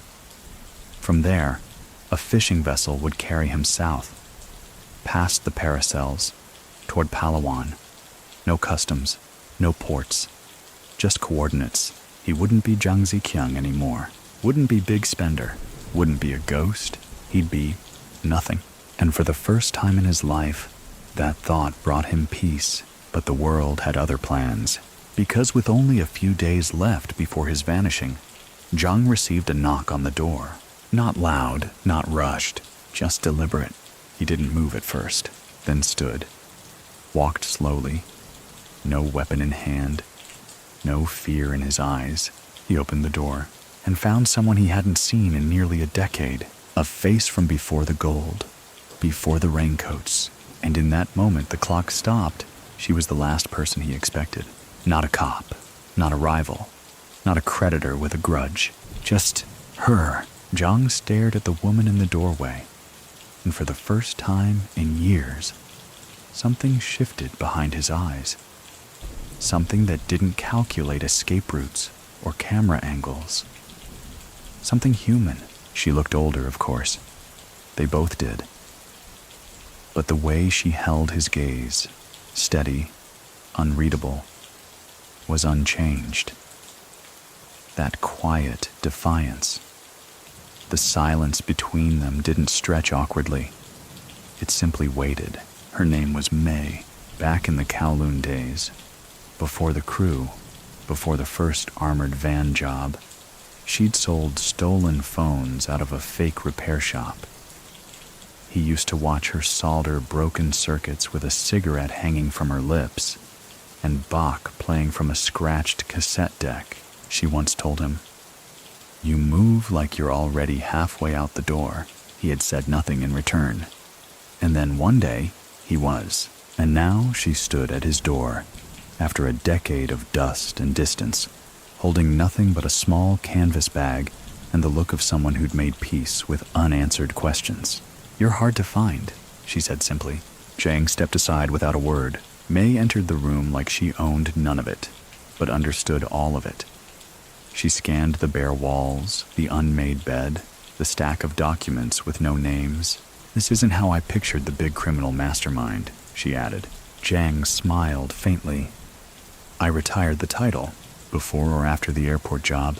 He tilted his head. "They still talk about that?" May shrugged. "In the right circles." He poured tea, and for a moment they sat across from each other like two ghosts who had once shared a heartbeat. "Why are you here?" he asked softly. May leaned forward. "Because someone's looking for you." Zhang didn't blink. "That's not news. This one's different," she said. "Not police, not your old friends, and not looking to arrest you." He raised an eyebrow. "He wants a deal," she said. "He says he has your notebook." That made him pause, because the only notebook that mattered, his coded log of every move, every route, every drop point, was buried in a wall behind a false panel on the other side of the city. No one knew about it. No one but him, and now someone was claiming to hold it. Zhang's eyes sharpened. "You believe him?" "I believe he's dangerous," May said. "And I believe he's close." Historical fact. In the lead-up to the 1997 handover, Hong Kong's criminal underworld was in flux. With uncertainty about the future of extradition laws and police enforcement, a power vacuum began forming, one that many mid-tier players attempted to fill, often with disastrous results. Zhang exhaled through his nose slowly. What does he want? A meeting, tomorrow night. Jordan, midnight. Of course it's midnight, he said. Tell the ghost to bring the real ending. Zhang stood, crossed to the window, and looked out at the city. It glittered below like an open circuit board. Every light a story. Every shadow a secret. I never expected anyone to chase the ending, he murmured. Then you don't know how good your story is, May said behind him. He turned. She was already gathering her things. You're not staying? He asked. No, she said. You've got something to finish, and I've got a plane to miss. She walked to the door, paused. You used to say the best way to disappear was to let people believe you never existed. I did. And now? Zhang's voice was quiet. Now I think it matters how the story ends. She gave him a look, half warmth, half warning, then left. The door closed, and Zhang sat back down. Notebook. Jordan. Midnight. This wasn't part of the plan, but then again, plans were only scaffolding. Sometimes the last floor had to be built in the dark. Many people still think Zhang walked into that meeting alone, with nothing but a gun in his coat. But others say he brought something else. A confession, maybe. A duplicate of the real notebook. Maybe just a final question. So what do you think? If your whole life had been written in silence, would your last page be spoken out loud? He didn't sleep that night. He packed only one thing. The original notebook. Thin, weathered, pages like sanded silk. He placed it in a linen pouch, tied with string. At 11:45 p.m., he stood beneath the flickering sign of a closed herbalist shop on Nathan Road. At 12:03 a.m., a man appeared, tall. Cantonese accent dipped in overseas polish. Too polished. Mr. Zhang, the man said. Zhang didn't respond, just waited. I've been looking for you for years. That usually ends in disappointment or opportunity. The man opened his briefcase. Inside, a single bar of gold, identical to those taken from Kai Tak. I believe this belongs to you. Zhang's face gave away nothing. And in return? The man smiled. The rest of your story. Zhang slowly untied the string, handed over the pouch. The man opened it, flipped through the notebook, scanning symbols, half words, patterns only Zhang understood. Then, from his coat pocket, the man pulled out a second notebook, identical. He dropped it on the ground between them. Thought you might want the fake back. Zhang looked down at it, then up, but the man was already gone. No footsteps, no sound, just a single bar of gold. And the night. The street returned to silence as if nothing had happened. Zhang stood alone, the gold bar cool in his palm. His fingers curled around it, not in greed, but in recognition. It was weight he knew well. A signature, a sentence without words. The fake notebook lay at his feet, its pages fluttering in the soft push of midnight wind. He didn't pick it up. Instead, he turned and walked, not hurried, not cautious, just deliberate, past shuttered storefronts, past sleeping taxis. His mind wasn't on escape. It was on meaning. Who was that man? How did he get the replica? And more importantly, why return it? It wasn't just a threat, it was a message. We understand your legend now and we're keeping it alive. That was what haunted Zhang the most. Not the possibility of capture or exposure or even betrayal, but the thought that someone had stepped into his absence, someone fluent in myth, someone trying to wear the ghost. Historical fact. In the late stages of pre-handover Hong Kong, criminal mimicry surged. Rising figures began copying the tactics, names, even styles of infamous figures from the decade before. These impersonations were sometimes used for intimidation, and sometimes for invitation. Zhang didn't go back to Xiongwan. He didn't go anywhere familiar. Instead, he crossed into Kowloon and vanished into the back alleys of Jordan, finding shelter in an old tenement where no one asked names and the ceiling leaked when it didn't rain. He boiled water in a dented kettle, placed the gold bar inside a loose floorboard, then sat in the dim yellow glow of a buzzing tube light and opened the real notebook. He flipped through the pages like a man rereading his own bones, entries coded in mnemonics, symbols that only made sense when spoken aloud in a dialect almost no one used anymore. Shorthand for jobs, people, hideouts, footprints on paper, a map of his myth. And now it was compromised.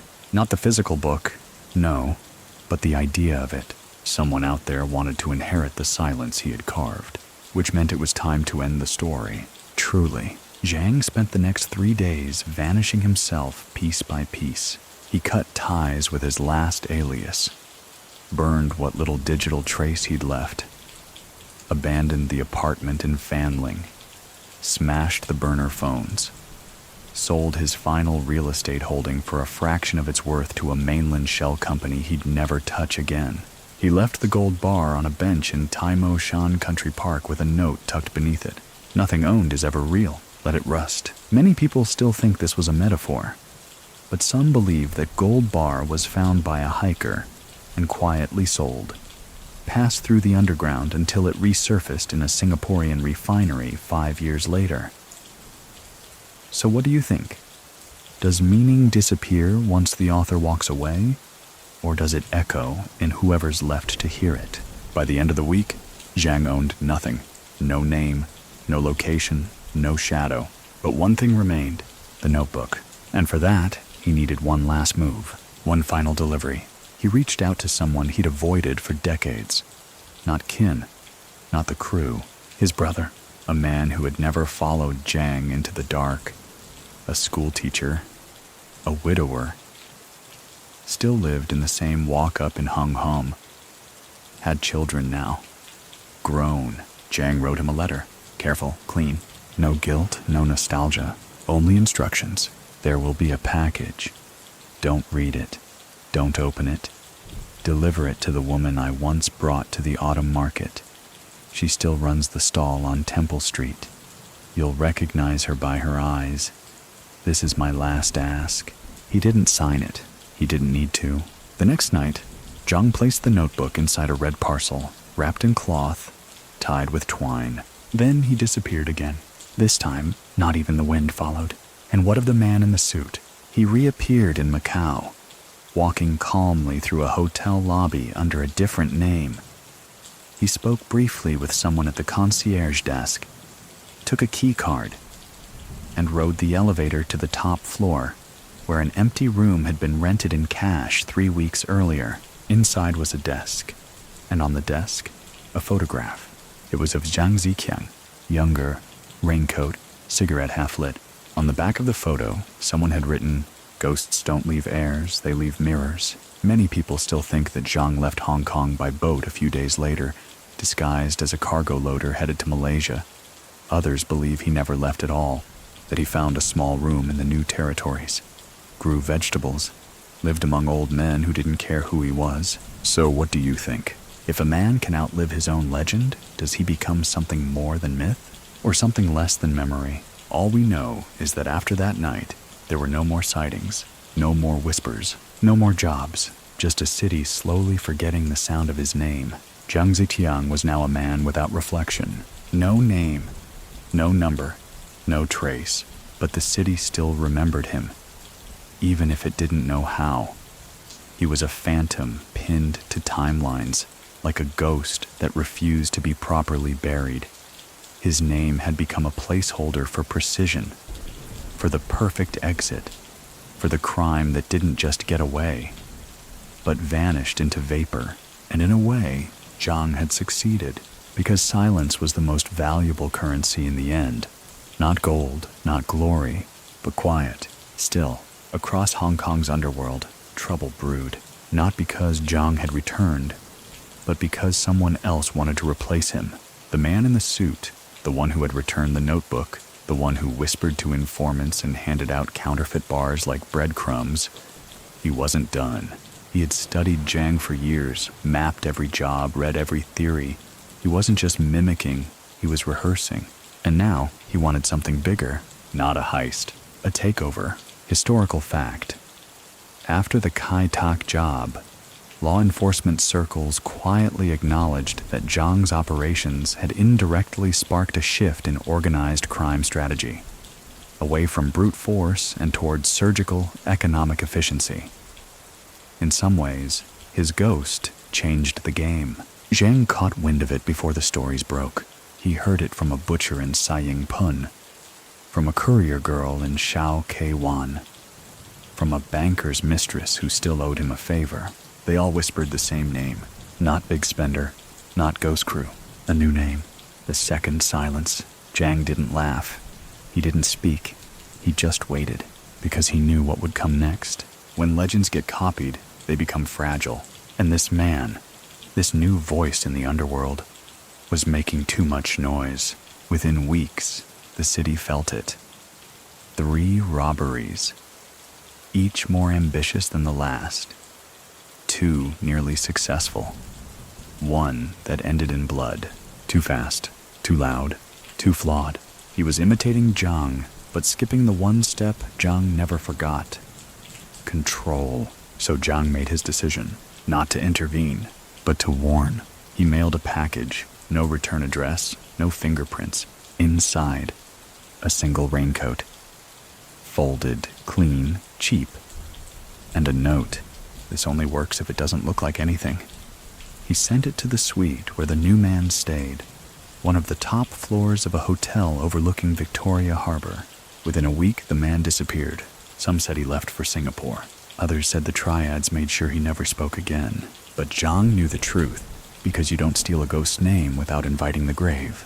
That was the last time Zhang ever sent a message. He spent the following months unwinding. He stopped reading the papers, stopped watching ports and listening to scanners. He began walking more. Slow walks through neighborhoods where no one remembered his face. He visited a used bookstore in Yau Ma Tei every Tuesday morning, bought second-hand detective novels, paid in coins. He drank tea in silence. He sat by the sea. He listened to the city breathe.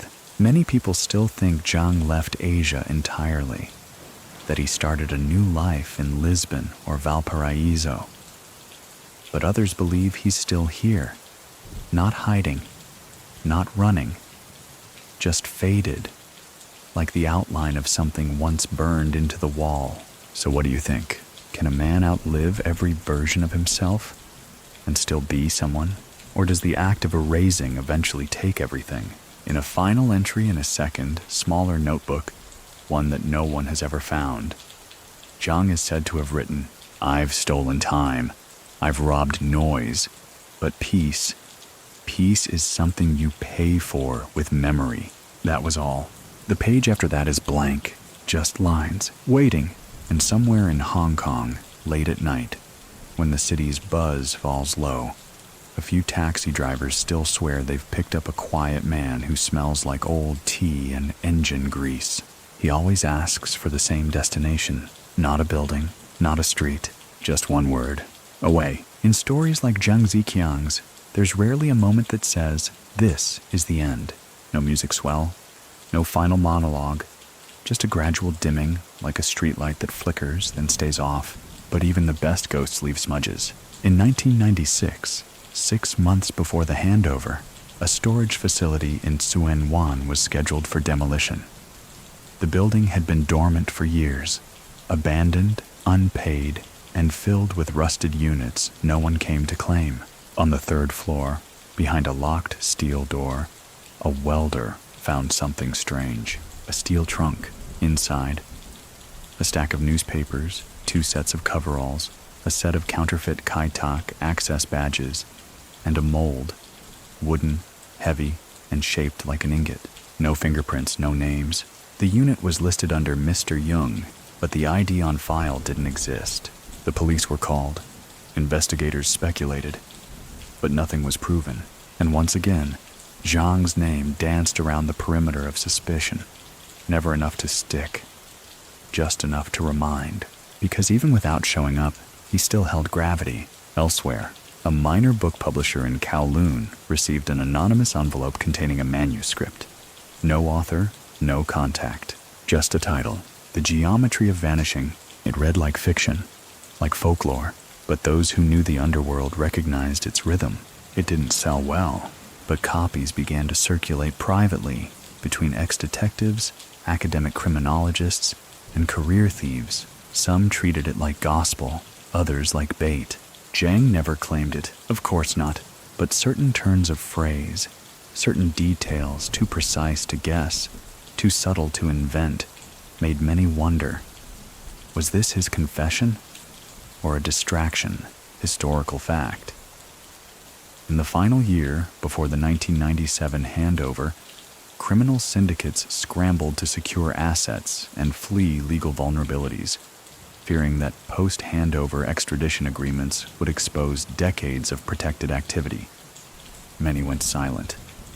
Others tried to reinvent. Some simply vanished. And still, no sign of Zhang.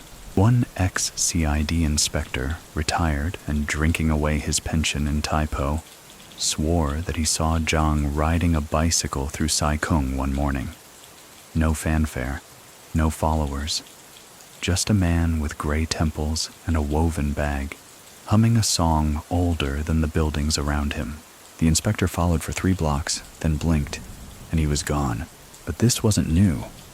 These glimpses came and went like dreams. The world was moving on. The ghost crew was now part of Hong Kong's myth layer, something kids whispered about in schools and cabbies laughed off as nonsense. But deep down, everyone knew. He had changed things. Zhang never killed cops, never tortured rivals. He didn't flash guns or run rackets. He robbed systems, not people. And in doing so, he earned something more valuable than cash. He earned absence. You could threaten a man. You could chase a man. But how do you chase someone who has no roots? How do you threaten someone who already left the story? May never returned to the tea shop on Temple Street. She moved to Penang. Married a banker. Sometimes she'd wake up at 3 a.m. and swear she heard a raincoat crinkle in the hallway. But the house was always quiet. Kin stayed in Singapore. Opened a tire shop. Spoke to no one about the past. Lao Wei sent a postcard once. Blank, except for a scribble in the corner. Ghosts sleep with one eye open. Little man vanished entirely. Some say he's dead. Others say he found religion and opened a noodle stall in Kyoto. No one asked too hard, because that was the crew's final rule. We were only real while we moved. And Zhang? Many people still think he's dead. Some say he walked into the sea one morning, after handing his last gold bar to a child feeding pigeons. Some say he's a consultant now, working for governments under fake names, helping prevent the kind of heists he once orchestrated. Others believe he never existed at all, that Zhang Ziqiang was a patchwork of stories, stitched from 100 unnamed men. So what do you think? Can one man become a myth so perfectly that the truth no longer matters? Or is that the final trick? That Zhang wasn't trying to escape the law. He was trying to escape identity itself. And maybe he did, because no matter how many names they chase, how many files they open, how many theories they write, no one has ever caught the ghost, not even his shadow, not even his story. The handover came with fireworks, July 1st, 1997. Midnight. The British flag came down, and the Chinese one rose into a sky flickering with celebratory fire and quiet dread. Cameras rolled. Uniforms changed. The city held its breath, unsure if it would keep its voice or lose it in the folds of history. And somewhere, in the far north of the new territories, a man sat beside a small transistor radio, listening to the ceremony in the dark. Not watching, just listening.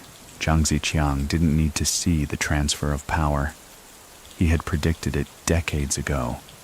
Not the politics, but the noise, the shifting of shadows, the way systems shed their skin, leaving criminals and ghosts exposed in the light.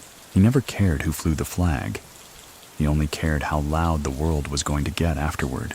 And it was loud. New laws came fast. Financial oversight tightened.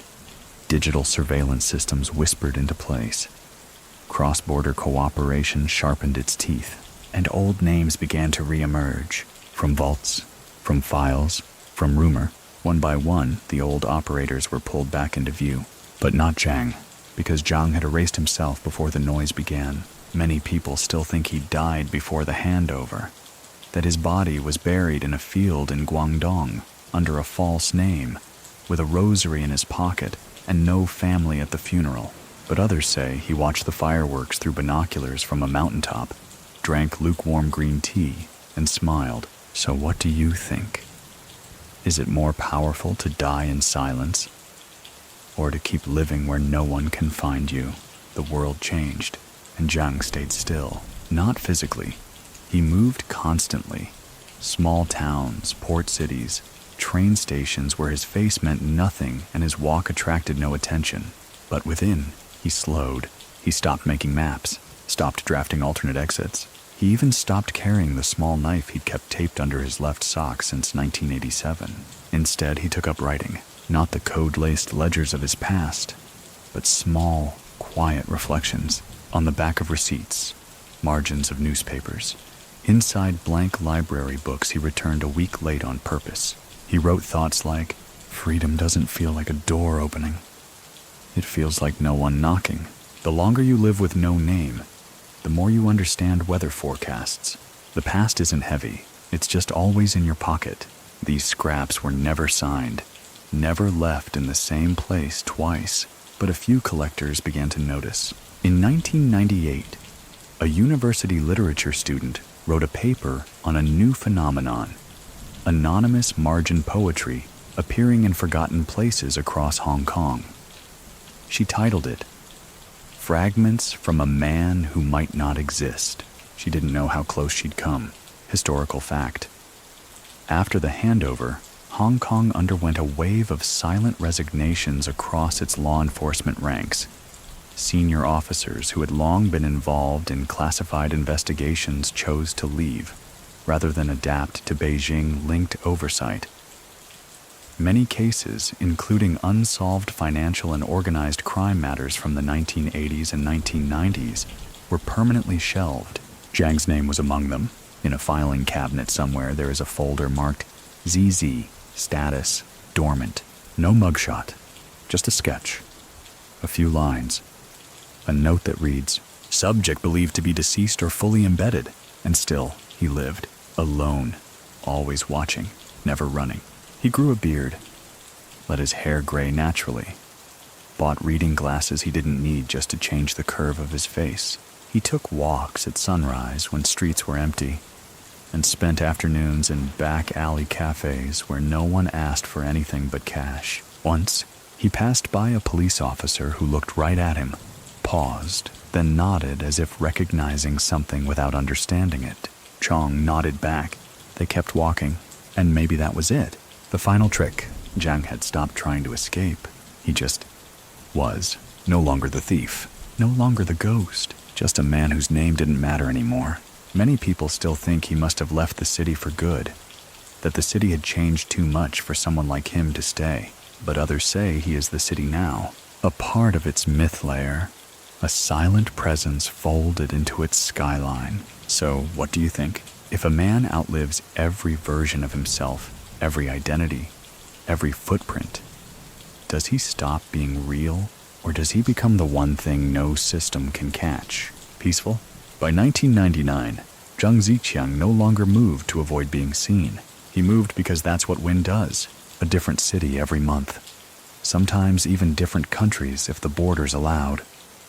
Always in quiet ways. Third-class train cars, unregistered guest houses, ports where no questions were asked so long as you tipped in the right currency. There were no more crews, no more codes. The raincoat had long since rotted away in a landfill, or maybe been stolen by someone hoping to wear a piece of myth. But Zhang, he wasn't myth anymore.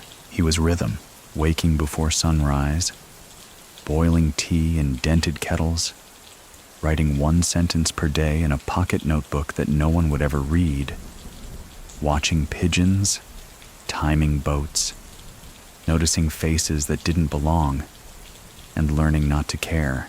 He never carried more than he could walk away with. One bag, one book, one pair of shoes, sometimes even less. Many people still think this was exile. a man driven into the margins by fear of his past. But others say this was the plan all along, because Zhang had never craved power. Not really. He craved what power promised, but never delivered. The ability to disappear on purpose. Historical fact. The early 2000s saw a rapid increase in surveillance infrastructure across major Asian cities. CCTVs, data tracking, and border biometrics became the norm. For most people, it was a blip. For men like Zhang, it was a countdown, so he kept moving, into the folds between cities, into villages that didn't ask about paperwork, into rooms that locked from the inside and had no mirrors. He became a routine with no audience, but not without memory. He still thought of them sometimes. Kin, Lao Wei, little man, not with longing, just echo. Like footsteps in an alley you don't need to turn around for. He knew they were gone from that life. Each man had traded myth for muscle, story for stillness. But Zhang was still moving, still subtracting. In Kunming, he worked for a week at a bicycle repair stall. In Phnom Penh, he fixed a water pump for a family that didn't know his name, but fed him for 5 days. In Luang Prabang, he taught a monk how to fold paper cranes. He lived on what came to him, ate what was warm, slept where there were walls. No one asked, no one cared, and that was the reward. That was everything. One day in 2002, he wandered into a used bookstore in Chiang Rai, bought a novel with no cover. Inside, on page 38, someone had written, "A good story ends before you know it's finished." Zhang tore that page out, folded it, kept it in his wallet for years because he understood what that meant. He had written his ending long ago. Everything now was epilogue. So what do you think? If a man spends 10 years erasing himself, does he finally become the blank page he always envied? Or does he become the outline that haunts every other name? The new century moved fast. The buildings grew taller. The crimes became more digital. The silence harder to keep. But Zhang stayed small. He learned to do nothing perfectly. He learned how to breathe without sound. He learned how to be polite in 3 languages and invisible in all of them. He learned that peace wasn't freedom from noise, but choice inside it. There was no television in his rooms, no phone, only a radio, tuned always to static. Not because he listened, because it reminded him there was still a world, and he wasn't in it. And still, every once in a while, he'd feel it, that spark, that instinct, that twitch in the back of his ribs that used to mean, they're coming, but no one came. Because ghosts don't get chased, they get replaced. Many people still say Zhang was seen boarding a ferry in Borneo in 2004, wearing a wide straw hat and holding a tattered copy of The Old Man and the Sea. Others claim he bought a property in Patagonia under a corporate name that doesn't exist. Some say he died in a temple fire. Some say he lives above a tailor's shop in Laos, silent, still stitching pockets into coats no one wears. But most people have forgotten, and that was the real ending, the one Zhang had planned long before the gold, the raincoats, the cameras, the silence after the myth stops echoing. There are no statues for men like Zhang Ziqiang, no plaques, no streets named in homage, no history books with full chapters, only footnotes dressed in rumor. He left behind no children, no company, no legacy built of marble and ceremony. And yet, in the backroom corners of Hong Kong, his name is still spoken, in low tones, often accompanied by half smiles and head shakes, not because of what he stole, but because of how he disappeared. Even now, decades later, it still makes people pause.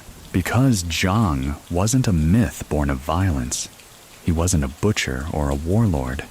He was a craftsman of exit strategies, an engineer of absence, and like the best disappearing acts, the applause came after he was gone.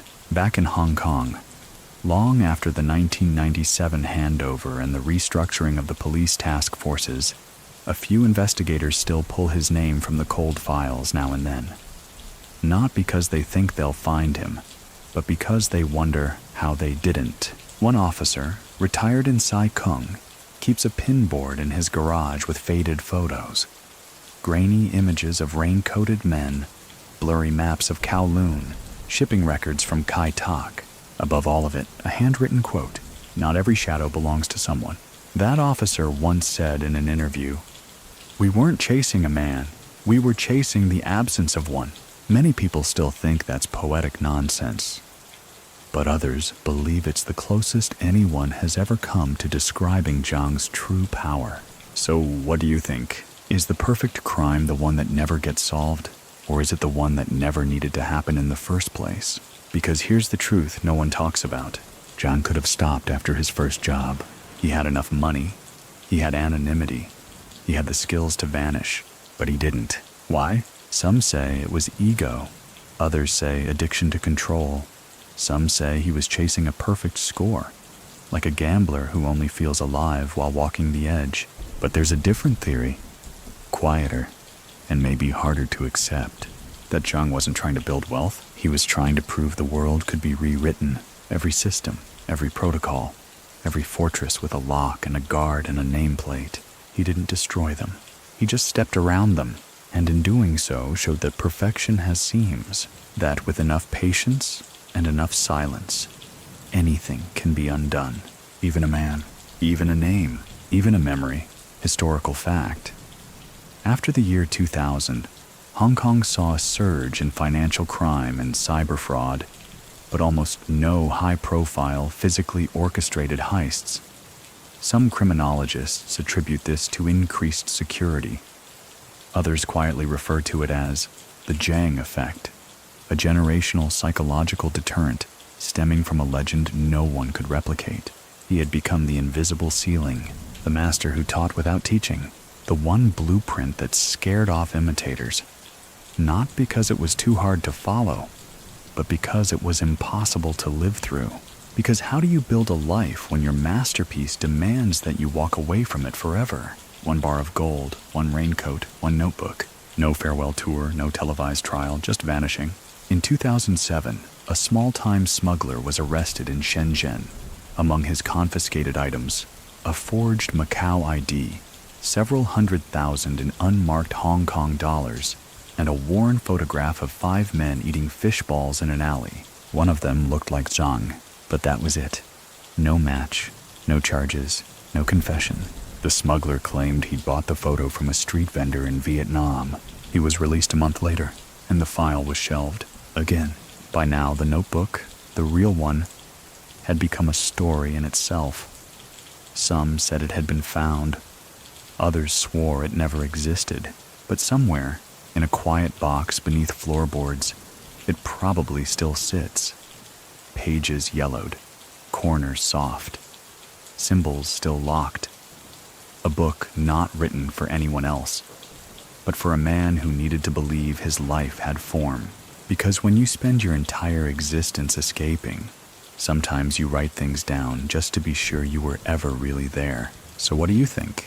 If a man tells no one his story, but leaves just enough clues, was he hiding, or was he hoping someone someday would find it, not to arrest him, not to praise him, but to understand, and then close the book and let him rest? The rain had started softly.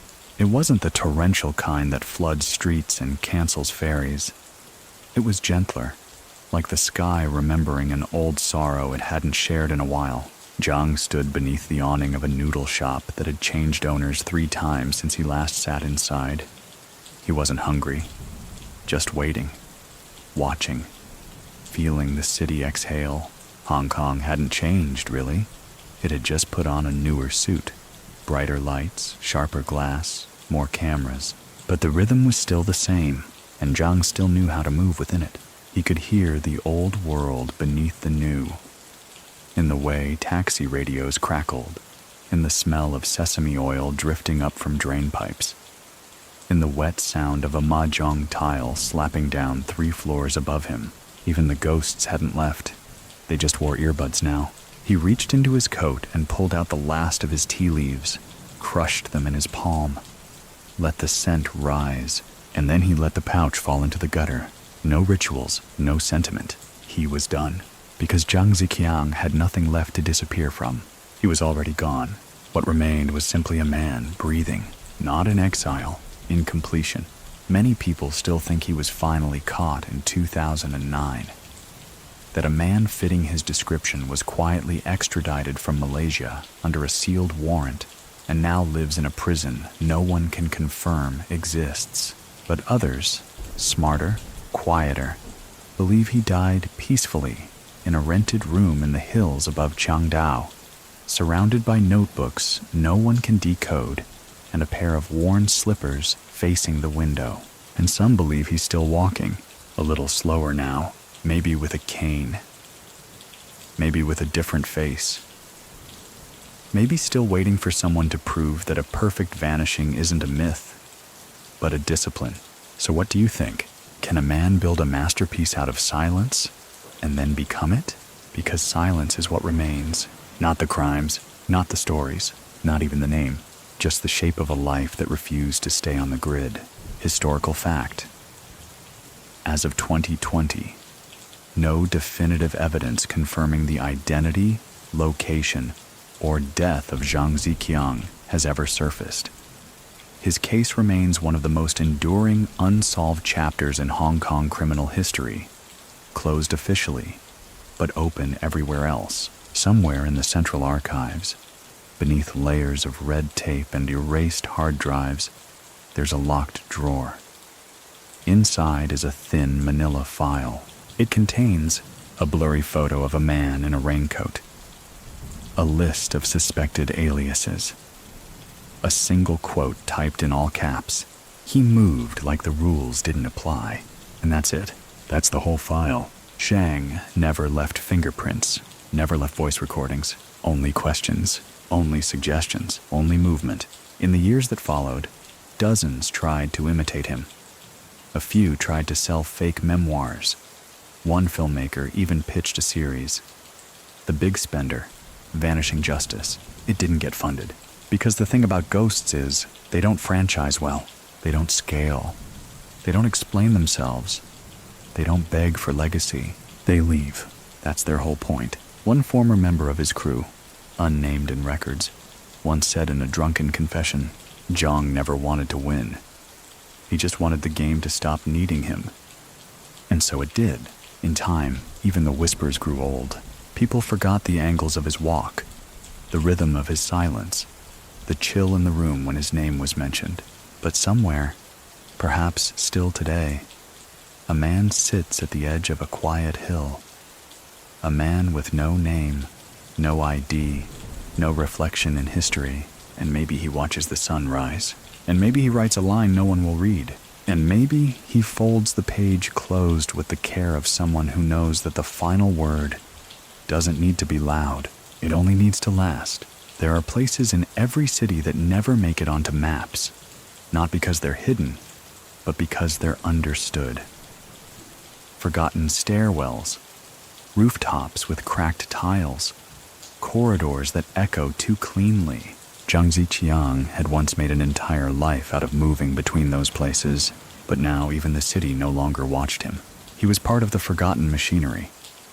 The quiet hum beneath the neon, the pause between footfalls, the last line of a sentence no one finishes reading.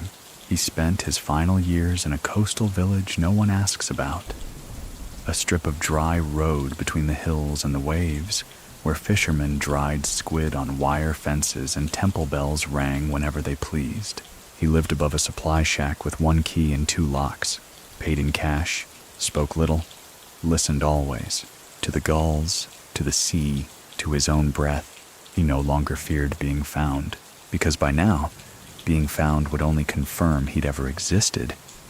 And even that he had started to doubt, not with sadness, with peace.